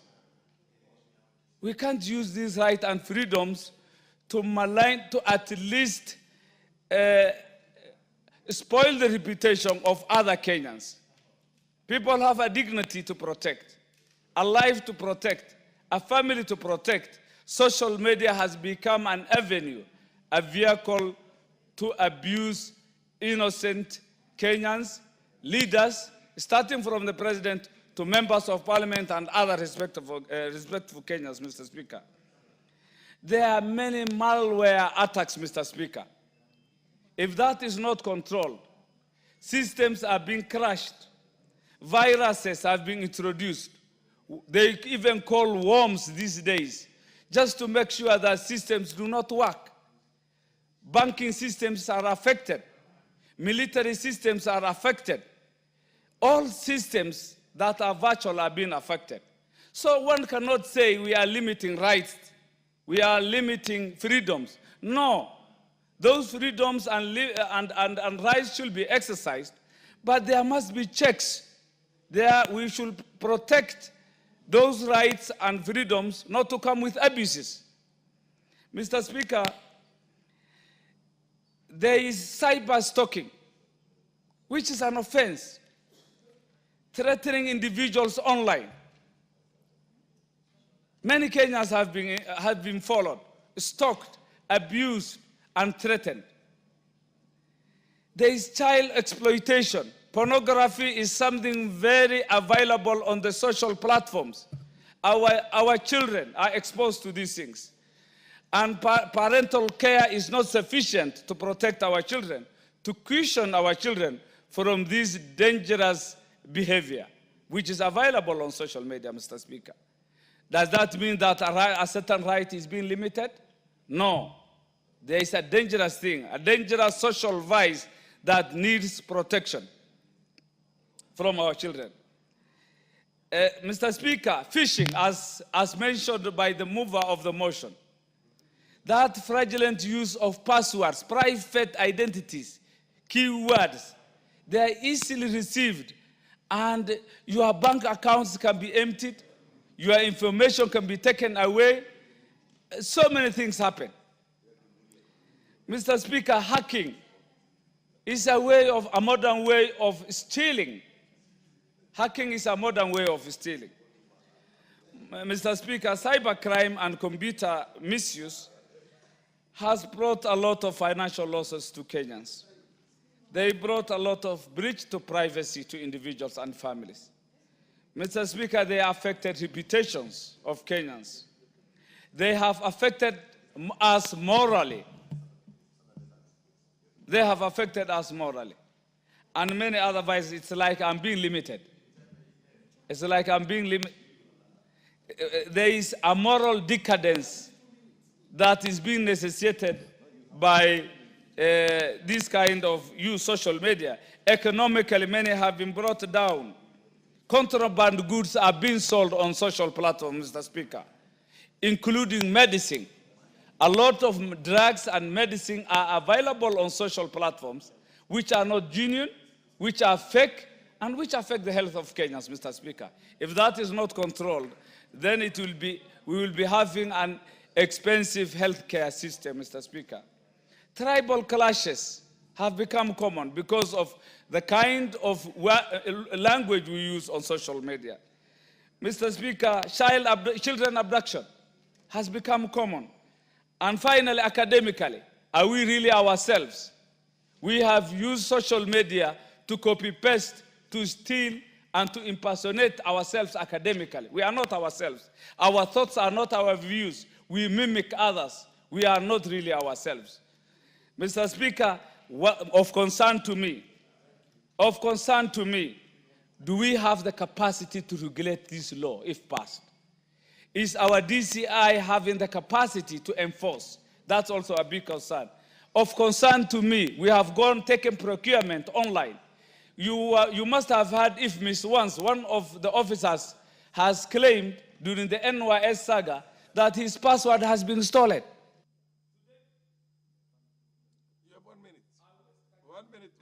Thank you. It is on record that during the NYS scandal, an officer who was accountable has claimed his password has been stolen. Today, all our procurement has been made online. Are we safe? Is IFMIS safe? If we have the capacity, so good. If we don't, then we need to have checks to all these that come with this good thing. It is a good thing that must be balanced with tough and serious regulations. I support, Mr. Speaker. Thank you, Mr. Speaker, for the opportunity. Mr. Speaker, I want to say that in the last Parliament, Mr. Speaker, with the Committee of ICT and Communication, Mr. Speaker, we come up with a law about cybercrime, Mr. Speaker. So, Mr. Speaker, I'm proud when I see some of these amendments and changes coming to the law, because, Mr. Speaker, we cannot make a law within a day. It's a process, Mr. Speaker. Mr. Speaker, I want to say cybercrime is a serious issue, Mr. Speaker. And the whole world, Mr. Speaker, has a problem. And no country has got it right, because it changes day after the other. Mr. Speaker, many people, Kenyans, have been caught through the cybercrime, Mr. Speaker. Mr. Speaker, I being one of those who were caught, Mr. Speaker, early this year, around February, Mr. Speaker, someone hacked my WhatsApp and used my name to con people, Mr. Speaker. And it took me time before I take the control, and many people were caught a lot of money, Mr. Speaker. I was, Mr. Speaker, I was not happy to see some of these youths, some of them because of lack of jobs, Mr. Speaker. I saw someone drawing Osoro with a long tail when he was doing empowerment, Mr. Speaker. And I said, as in a person like Osoro, with a long tail, Mr. Speaker, that is an abuse, Mr. Speaker.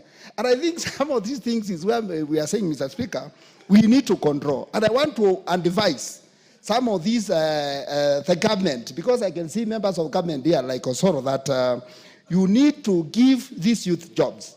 As a country, Mr. Speaker, we are in a state whereby we need to invest more in employing the youths, giving the youth work, because, Mr. Speaker, that will also reduce misuse of this cyber.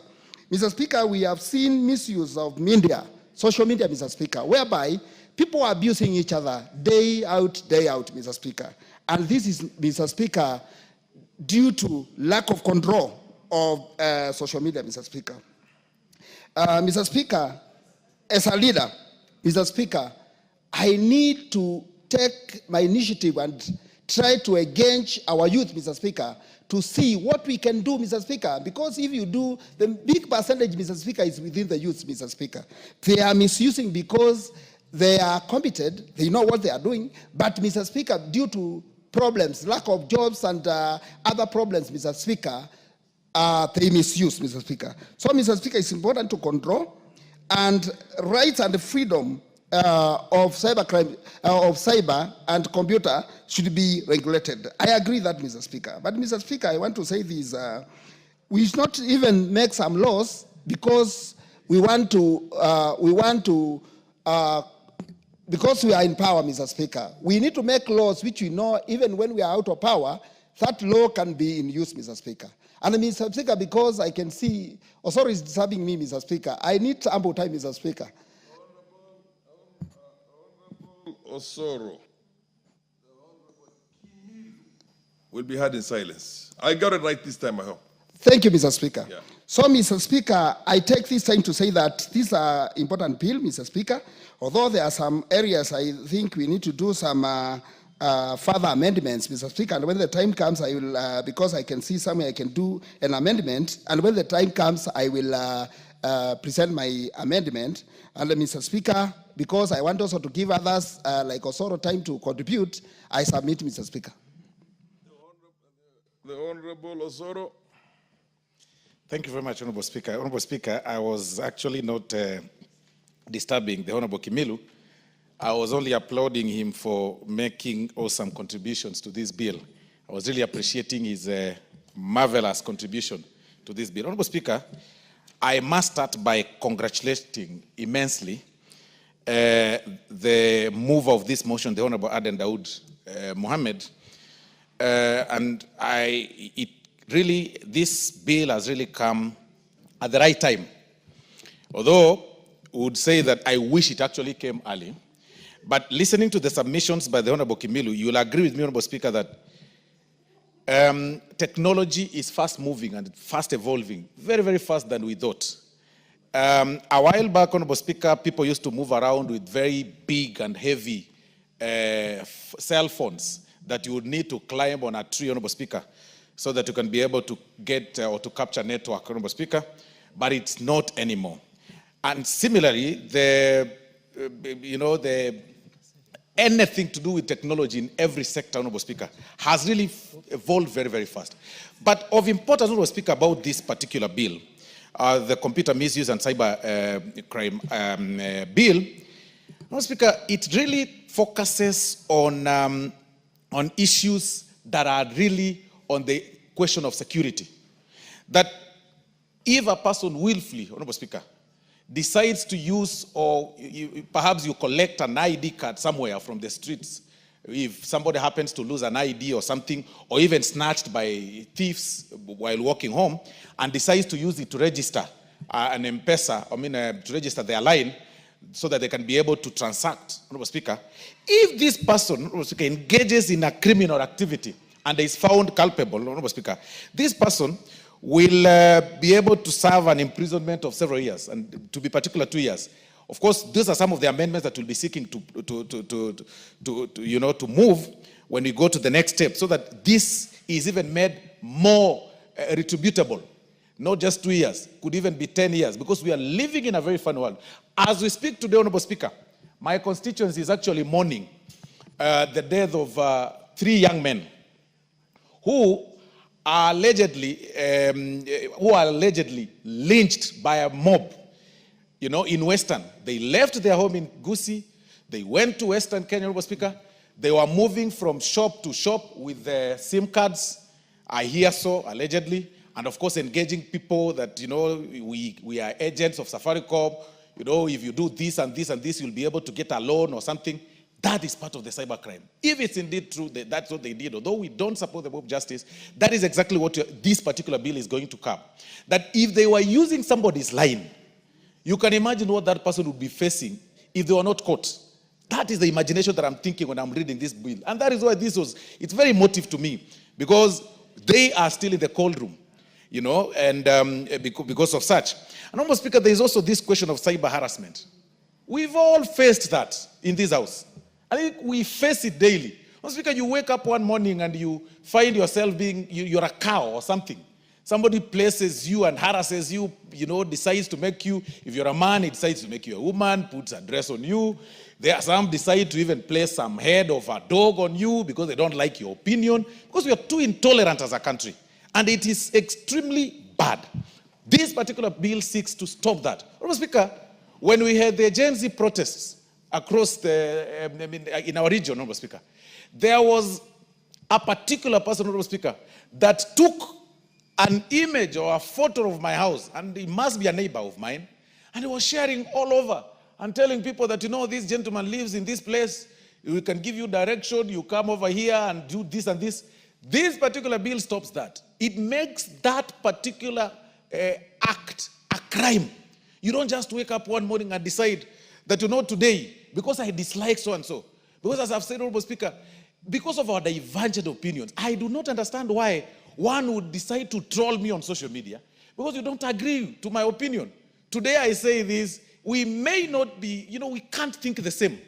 And it's quite unfortunate, Honorable Speaker, that we are in the level whereby, because you don't like my opinion, you don't like my face, you do not like my political persuasion, you do not like my side of politics, you'll just wake up one morning and troll me, create pseudo accounts, and then draft a lot of insults day in, day out, and claim and say, oh, you've done this and this. Oh, we